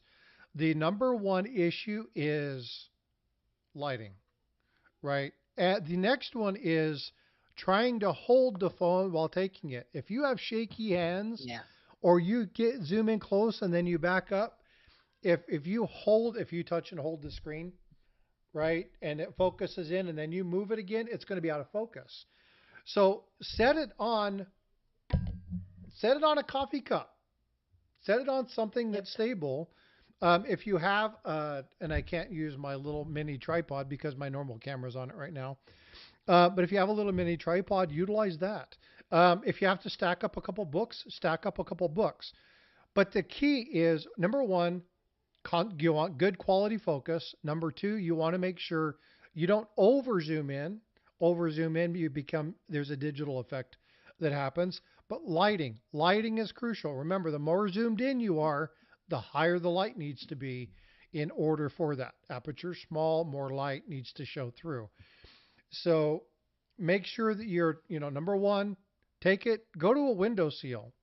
That's actually a great tip, Dan. If you're using a microscope, use the toilet paper roll to steady it. Use the toilet paper roll? Yeah, the cardboard roll, stick it over the eyepiece, stick the camera on there, it steadies the camera, and you are at the right photo. Exactly, Paula. This is exactly what I was talking about. Yep. And now here's a question for those in chat. Okay, here's a really, really good question. Why the bottle black cap? Backgrounds typically work best. Black backgrounds typically work best. Why the bottle cap under the coin? Now, Paula, don't answer. Okay. Why the bottle cap under the coin? There is a very specific reason for this. Anybody want to venture a guess? Hey, Neil. Good morning. How you doing, bud? Just read it in the photograph. Yeah, well, some people can't see it because it's very small. Sorry. Yeah, but Yeah, And I don't there's use books. This photo shows books. I use a coffee cup, just a yep. standard coffee cup because it seems like it's the exact height I need. So I use I'm not going to show it, but I use skin cream. It's the perfect skin height for me. cream, Yep. like a little jar. Yeah, it's see. Uh-huh. Yeah. Hmm. It's the perfect height. But again, the most important red silver depth is a great answer. Um, so the light reflects differently. It doesn't have to do with the light reflecting. Now, the black background is going to help absorb some of the light, but Yeah. the key reason for this is focus, right? If you lift it off, you're not going to have it focus on the table directly behind you. It's going to focus on the coin. And so that Hmm. depth of field, which Red Silver was talking about, it's not, it's the depth of field is going to bring that coin up. Everything else around it's going to be mildly blurry, and that coin's going to show crystal clear. So there are these little tips and tricks that you can utilize when taking a photo. But again, number one, most important is light. Number two, optics, your camera, right? Making sure you have a decent camera. If you're utilizing an old flip phone, at 2.2 megapixel, it's not going to be a very good photo. Most of our smartphones all have 30, 40, 50 megapixel cameras. You're usually really good there. Have a stable mount, have a good background, and then lift it off of the table by utilizing something. You can even use the back of a coin flip or your Right back. loop, right? Something that just brings the coin up off the table to change that depth of field. Starika, yeah, little $5 tripods from Walmart or Amazon are great. I have a $15 one that I use all the time for my normal streaming. It's the one directly in front of me. It stands up to 24 inches tall, but I only need about 12 inches for this to be high enough. So again, you can get all sorts of different ones. Just understand kind of where your depth of field is and Can I light get key. back to Stan Horn's comment? Go ahead. So the light reflects differently. There is something also. A slight tilt to the coin can get rid of reflection. And when I That is say true. slight tilt, you're talking 2, 4 degrees. Very My slight tilt. Uh, that does wonders. 90% of the bad photography on coins is because there's too much reflection. So I have something. I've got to step away to get it. I don't know if you have one with you, Eric. Do you The have coin, you're the talking about the little coin multi-coin, slides. coin thing? I have 2 sets of them, but I don't use them. I actually use a sanding block. And the sanding block is a curve up top. It's flat on the very top. So, and then it starts curving very slightly. So I can move the coin back and forth on the sanding block, Yep. hmm and it changes it just a little bit. But I have used it. Those coin slides are great. And the guy that makes those is actually from my old hometown. I saw him Oh, post in the nice. forum that he's looking for an employee to make them so he can do his regular job because he's selling enough of them where he needs an employee. Very That's cool. awesome. Yep. So That's again, if you awesome. didn't see this, I'll bring this up, make it big. Um, pull it up Mm. off the ground. Determine what your proper height is. Again, coffee cup works great. A thing of Eucerin Yeah. lotion, the top of it, make sure it's clean, doesn't have lotion and stuff all over it. You don't want that stuff getting on your coin, right? But you can use books. You can take if you have a PCGS slab holder, you can take one of those, or you have NGC slab holder, one of these little. Here, hold on just a sec. One of these. There's lots. I mean, Chuck does Yeah, some there's good a number of photography and he different things that uses a you can beanbag. utilize to Yep. uh, to do that. So again, a lot of opportunities. All right, let's get to this next coin. We're running close to time. This one's going to stand out. I think everybody should get this one pretty clearly.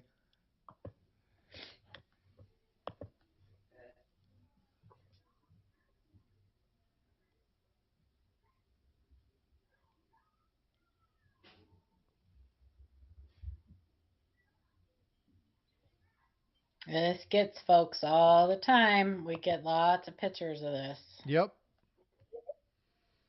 And there's somebody in chat who said it earlier, but this is very common. And there's a telltale here. We'll get to that in just a second.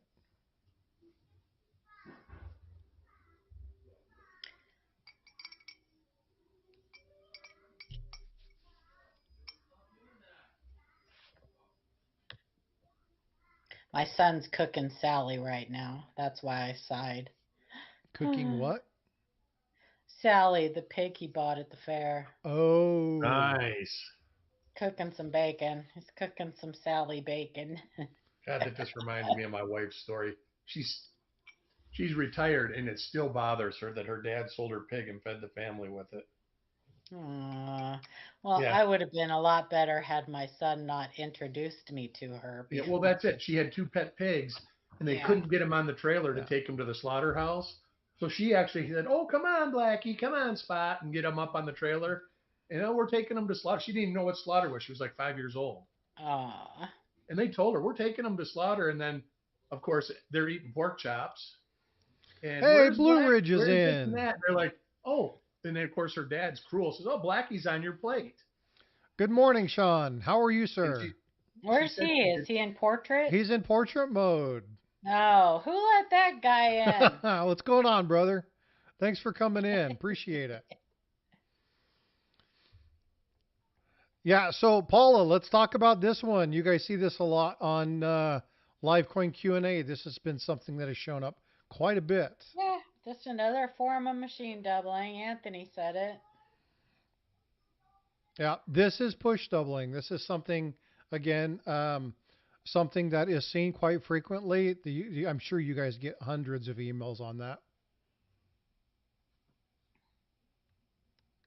Yep, we get lots and lots of different. But now there, like I said, this, I don't know if it was this one or what year it was that was actually listed as a doubled die. I actually don't think it was this. I think It it was more. 1960.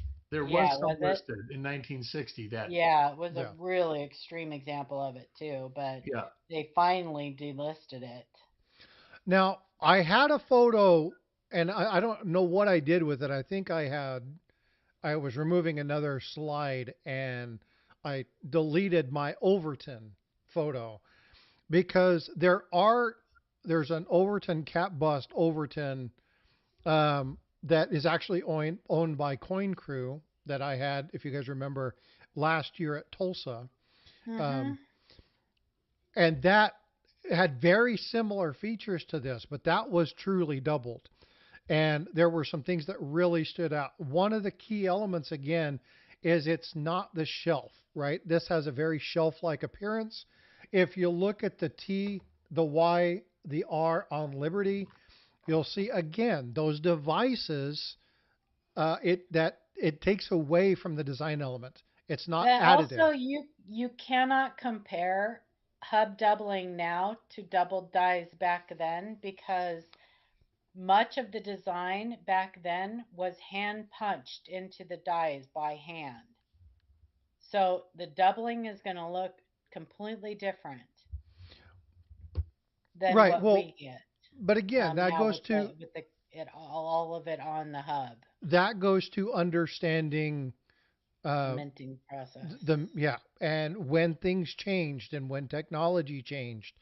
Again, when you're talking about overdates, things like that. 1909 is a key in understanding overdates and when overdates no longer became a thing. You talk about the repunch mint marks, 1989.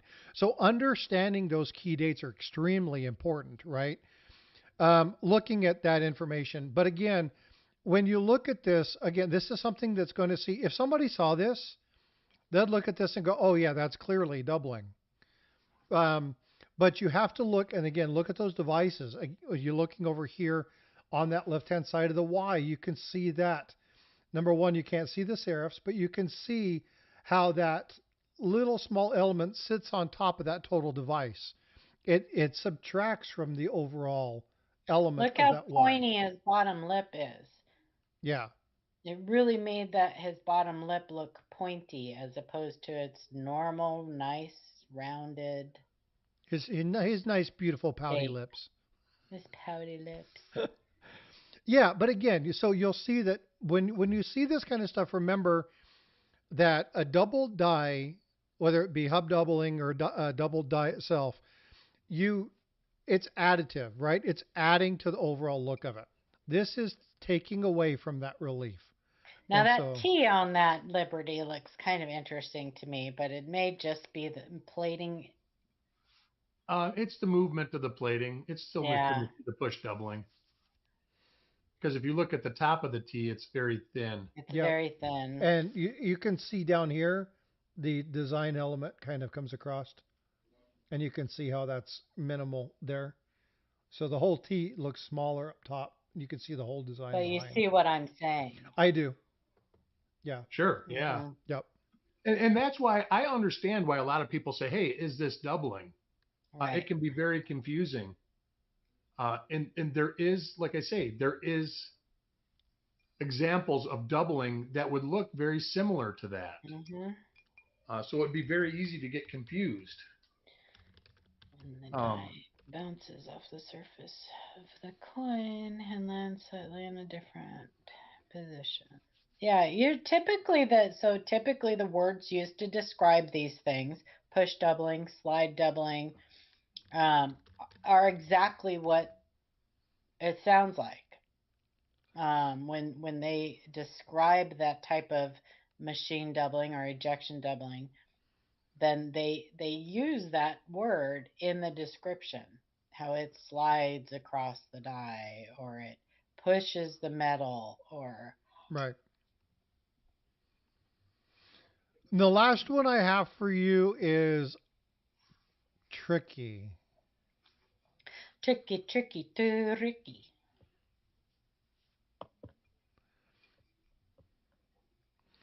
I have trouble seeing the TY and other things, but I can guess I can always play them at damage.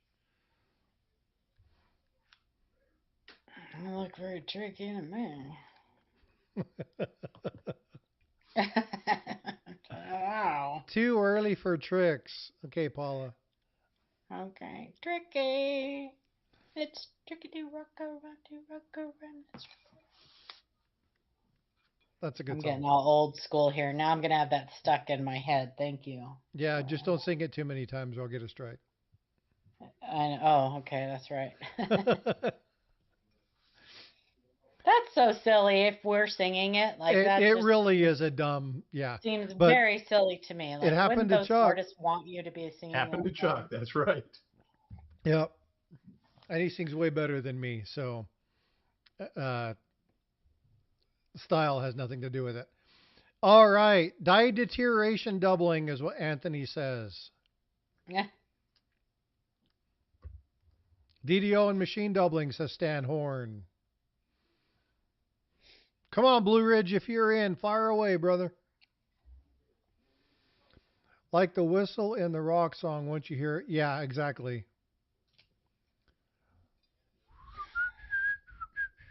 I can't whistle, but I give you guys a hint. Look at the winds of corners of change the is what he's talking about. U.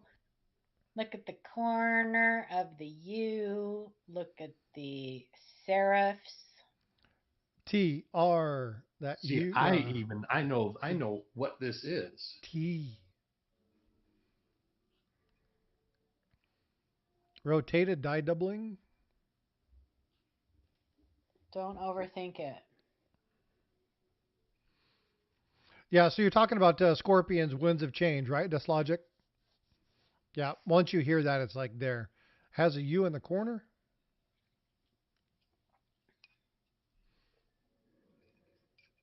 Double struck in collar. All right, Eric, you said you know what it is. Oh, I do know what it is. I actually have this coin. It is a double die, and it is DDO number 4. FS. Well, it's actually an FS. The reverse is actually an FS listed coin, which is weird. Very weird. Yeah. It is FS 101 if it's stage B, and it's FS 102 if it's stage C or D. It looks like it's the 34, but It's a 1946 P. 1946 Rosie dime. I Blue actually Ridge. recognized that Hey, Paula. when he what? showed Blue me. Ridge says it's a bifurcated plane issue. Bifurcated plane. It is. It's very obtuse. It's obtuse, yeah. Oh, that's hilarious. Her and the It's bifurcated. Yeah, obtuse. that's funny. So yeah, that's exactly what it is, Eric. Yeah, really cool. Now the It's issue with this, sexy is what it is. It's sexy. it's a good looking coin. But again, when you're talking about it, you're looking at additive, right? Nothing is taken away from the previous one. Now, there are some, you'll see some mechanical doubling that look very similar to this. So you have to know what you're looking for. But the key, and she was giving you clues, is look at the serifs. Look at the T, the lower portion of the R, the S's. I mean, look at that T there. So Yeah, this is pivoted hub doubling, by the way. This is sexy. yeah, very cool. Anthony says, I thought you said it was tough, so I overthought it. Well, but a lot of people would look at this and don't say overthink it is mechanical doubling. It looks kind of worn. It's an older coin. Well, if you look at this, it almost looks like there is mechanical doubling on the coin. If you look at the top of the N, technically that's the doubling though. But I could see where somebody would say Right here. it could be mechanical doubling. And here's another thing: there are doubled dies Well, have if you machine look next doubling. to if you look to the left of the T, of the T. That's right. yeah, there's now I wouldn't I would probably would have called that more die deterioration than But there's 69S but double die number one oh cents that have yes. machine Yep. doubling on them. Yep. Mhm. And I showed this picture earlier. Okay. Again, 1951. You see that this coin has, it is a double die, but it also has that area in red, right? That is the machine or that ejection doubling. So you'll see that that shelf-like appearance. You see the other reliefs are high. They look the same. And you see it better down here in the bottom of the 9. That's the best place to actually look at it. You can see here, but the coloration kind of hides how deep that is. But if you look here, you can see that it's a flat shelf-like appearance down here at the bottom of the 9. And that's the kind of place to look at. But you can see that this has all three: normal relief, double die, and then the ejection doubling. So, and if you look at it with 3D glasses, it looks like it jumps off the page at you.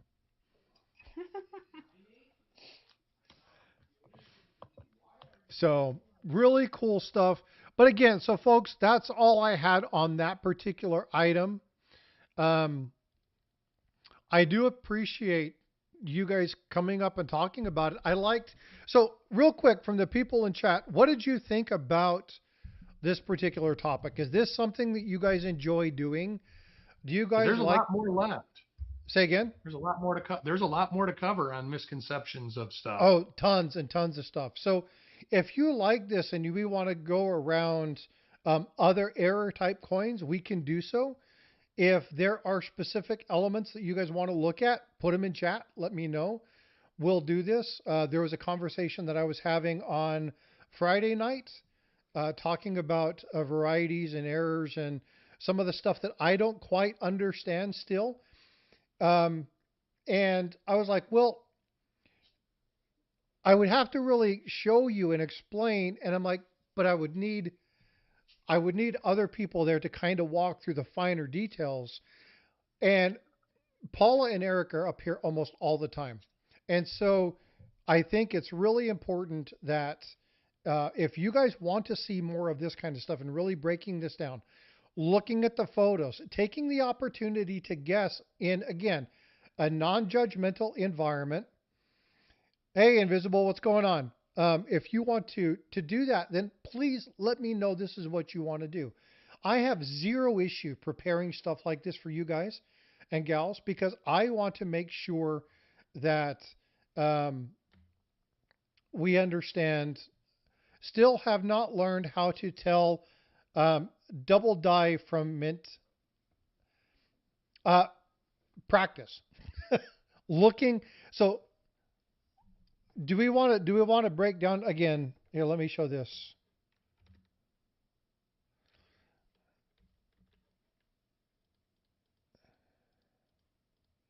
We'll go back to this one. I love this photo. So again, when you're talking, this is to red silver. Still have not learned how to tell a double die from mint double or from machine doubling. Look at how thick this is, right? So when you put these things together, you're looking at the overall thickness of this coin or of this element on the relief. Okay, you see how thick that is. See how thick that T looks. There's nothing detracting. So you see this T here, that's the normal design, and then you see the addition, right? You'll see the serifs here. There's two serifs. You'll see it down here in the R, up here in the U, the S, the T. It's very, very clear. You look, you can't see the 4 down here in the 4. You would see here and on the bottom right hand corner of the 4.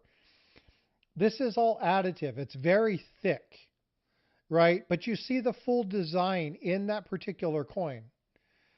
Whereas when you're looking at this one, which is the mechanical doubling, you can see that it detracts from the overall design. And again, where Paula was talking about taking the black magic marker and filling this in, it would just be a normal 8, right? Thickness is always the case in a double die, kin of mine. Most of the time. Most of the time. That was the 56D that I showed you. We'll pull that Someone could 56. very, Oh, I got you. Now, that's what I I'm have saying. issues There are exceptions to the rules. like with the eye. Well, no. Well, here, let me find another one. Are you still there, Let me Paula? find- She went to go eat some masali. No, I'm still here. Let me find this one. I know I was that this is looking a for pretty it. good example of one. Oh, here's one right here. Oh, that's not a good picture of it. All right here. He's going to pull that up. Yeah, Over it here. may not make it extra thick, but it will add to it. Yeah. It adds to it. There will be a thickening of the device. Now, it may not look like this, right? It may not be that clear. This is Unless a beautiful it's example. incuse hub doubling. Incuse hub doubling does the opposite. Yeah, Incuse makes it skinnier and anorexic looking. Yes, it does. All right, let me see. So actually, There if we this go. 1989 were Incuse, No, you wouldn't Here's see a an secondary. example. You wouldn't see a secondary it image. would just look really There would be skinny. no secondary image. It would You just wouldn't be see that. thin and distorted. Yeah, you wouldn't see the outside. You'd just see like this. Mm-mm. Okay, you're gonna have to zoom. There you go. Perfect. Under the B there. There's multiple. There's probably Under the B. over the, yeah, look under the B right Under here. the B. But it still adds to it. Right. It always adds to the Yeah. dimension. Yep. That is the Mhm. one thing. Like the 56D I showed, it had the little Yeah. like cut under the correct. 9. That added to the 9. You can see there's nothing missing from this B going around. It's full. Yeah. This adds. And some of them have it below the E and the tip of the I and the tip of the R. There's even another 58D. There's multiple dates that have this type of doubling. Yeah, but again, right, the whole key in this is that it's additive, right? Yeah, my thing was, it's not, this is kind of a shelf like. If you were to look at it from the side, somebody could very easily Mhm. confuse this for machine doubling. Even though machine Yeah. doubling would most likely be all the way across the board on all the bottoms of all the letters and on the inside of the B up here and then the inside Right. of the E. Chances are it would be all over. So yes. Yeah, because typically hub doubling is equal relief, but on those, like Eric's showing, it's just kind of a kiss that happens. A lot like that RPM that we saw. Yeah, It's and just a lot kind of of class a four. little. So when Frosty said Hmm. doubled eyelids, our class four, they look a little different, but technically it's the Yeah. same kind of doubling. And you also see them on the T of Trust in a lot of years, like 52D has some that are on the T of Trust. 42D has some that are on the T of Trust and on like the 2 in the 4 of the date that are kind of just like this. So there are exceptions to the rule, but for the most part, the dimensions will be the same. The doubling will be as high as the doubling everywhere else. Yep. And this is the peck and kiss photo that she was talking about with the RPM. Little kiss. Yep. So, but again, and folks, I have no expectation that at the end of this stream that you guys will become experts in double dice. There is Well, so keep much practicing. to learn. I have expectations of that. Not Well, experts everybody necessarily. has a different learning curve. Everybody does. Some people catch on to it faster than others, just like riding a bike. Some Yep. people need to have training wheels for a lot longer than other people. Some Yeah, people my just jump advice right. is always Yeah, the I same. mean, Just keep doing it. Keep doing it. Keep doing Yep. it. Keep doing it. The more you do it, the hmm easier it gets. The easier it gets, the more stuff you're going to find. Uh, and you're not going to get rich. I mean, that's a misconception we can address here. The chances of you getting rich from looking at coins is very, very slim. that's a huge Yep. misconception. And Uh, that it's easy to learn this stuff that's because right. that's another misconception because it's not. But There's a another lot to misconception you have know. about easy is you need extensive knowledge to be successful. Yeah. You don't. You just have to be Mm-mm. willing to learn and I'm to take I'm into what you find. I'm a Then you perfect will have example of extensive that. knowledge after years. I'm a perfect example of this. I didn't come into this knowing all of this stuff. I have learned this stuff over the course of the last 2 years. I Um, learn every day still. but I And have, if you wanna make a buck in this hobby, don't pick varieties and errors. If you want to make a buck in this Learn how hobby, to grade. Learn how to grade. that is true. That is true. You have a better chance of making money by cherry picking, ungraded coins or whatever. Like learn how to grade a coin. Varieties and errors are a very small niche in this hobby. Niche. Well, they're Niche, niche. niche. very, even the regular collectors want varieties and errors. They just want few and far between. That was another Mm-hmm. topic I was going to touch on about uh, die polishing. Like Mm-hmm. you hear all these people, I found floating roofs and this and that. And then you hear people say, well, they're not collectible. A 37D three-legged buffalo is nothing but the same as a floating roof, Yep, but it's it's very true. collectible. So there's always Exceptions to examples the and rule. exceptions to the main rules. Hmm. Yep. So you got to be flexible. But there's also a lot fewer of the three-legged buffalo Oh, than there sure. are the floating roof. Yeah, right. But I'm just saying Yeah. it's the same thing. It's like the spitting eagle. Mm-hmm. There's people that Tua. love them and think that they're What? collectible and this and that. They're all over the place. The speared buffalo, it was nothing but a die crack. Yeah. Uh, and they That's So still sell for funny. $60. Blue Ridge And they says there's no such thing as a plug and play system to start this business overnight that is from absolutely no Right. correct. There education. is no plug and play. That is exactly right. Right. It takes time and effort and surrounding yourself with people who do know. In doing it. Yeah, Practice I, makes perfect. It's I just like cannot sports. The better become, you do it, the better you get. I cannot become an expert in something and don't want to become an expert in something when I have the resources of people who have done it for years. Like I'm really fascinated by counterfeits and understanding what counterfeits are and looking at those kind of things. But what I don't have is I don't necessarily have Hey, thank you for the subscribing, Chad. I appreciate you. Thank you so much. Um, but I know where my resources are. If you see right over here, I've got this book here, right? Joe Cronin's Henning Nickel book. Henning. Um, looking at Jack Young, if I'm looking at counterfeits, making sure I have the folks at Livecoin Q&A on ready standby, talking with Chuck and Eric, looking at people who understand those particular design elements of that coin and having the resources available. What I can do then is find out, well, what is the Exactly, one thing I Anthony. really want to do? And my channel primarily is to give you guys information, but to connect you to channels that are the experts in this. Uh, a lot of people say that's a really bad structure if you want to grow your channel. I don't think it is. Because I am more aware of what people need than I have knowledge to give them. So if I can build my network and support the people that are watching my channel through that, if I can link you to people like Blue Ridge who sit here in the portrait mode, if I can connect you to Livecoin Q&A, connect you to Paula, connect you to Chuck, Eric, if I can connect you to Shay and them, if I can connect you to Jack Young or Joe Cronin, I'm going to do so.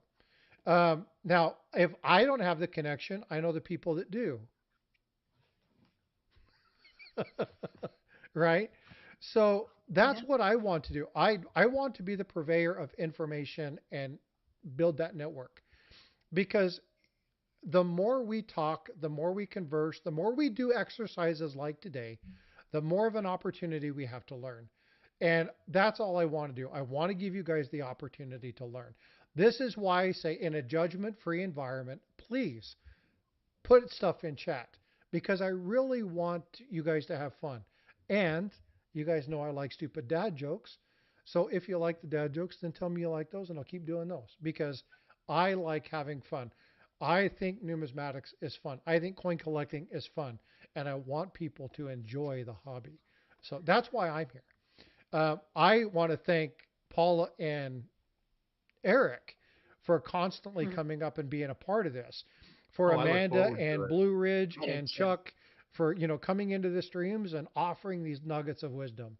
I've actually reached out to a couple people this weekend because there were questions regarding currency. So I reached out to a couple people this weekend asking if they might be interested in coming on and joining the panel in a discussion regarding currency because it was something that was asked about in chat. I'll So just sit here and twiddle my thumbs. me too. Me You too. could I get don't Sean up here to talk about currency. It won't be me. already emailed him. Um, Oh, good. Maybe that's why he came in and popped in. Thanks, freaking awesome. I appreciate it.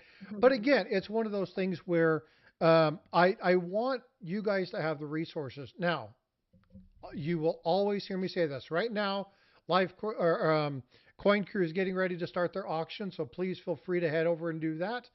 But I when want it to comes, just say, I want to tell everybody, I don't know when I'll be able to talk to you guys again for a little while. So I just wanted to tell everybody that you'll probably see me in chat, but you may not see me like up on panel or anything for a little while. So I just want to tell you guys that I appreciate you all and keep We'll see coming you back. soon, Paula. we love you, And You'll Paula. be yeah, back Yeah. fast. Have confidence. yeah, for sure, for sure. But prayers are always welcome, so I welcome those. But yeah, Thanks to the new subscriber. I appreciate you. I didn't get notification, but I saw the number increase. big love, Thank you Meg. very much. Yeah, and Paula, please keep me informed as to what's going on Yeah, if you have I a will for kid or sure, whatever. you guys, and All right, I'm sure I'll folks. be fine. Well, again, Okay, love you guys. love you. Bye. See See you you, later. Paula. Yep, I'm out of here too, Frosty. Thanks, You have a Eric. I great day. appreciate you, bud. Hey, Blue Ridge, thank you so much for popping into the stream, offering those little tidbits and nuggets. Amanda, I know you're probably still lurking in the background. Thank you so much. I give huge kudos to Amanda and to Paula being some of the strongest forces of women in this particular hobby. Brilliant. Miss Coin Crew knows a lot about coins as well. She loves stacking and likes the jokes as well. But again, when we talk about women in our community. Absolutely fabulous set of people. All right. So again, I've posted in chat not live coin cruise auction. They should begin any moment now. So thank you for that. For the 4 subscribers during the stream, thank you so much for the subscriptions. I do appreciate it. Really helps out the channel. For all the likes, if you guys didn't see it, just above me or over there, for every 100 likes, I'm going to start giving away a numismatic item. So please make sure you're smashing that like. And I will see you guys soon. Stay tuned. Be well, be blessed. And I will see you in the streams.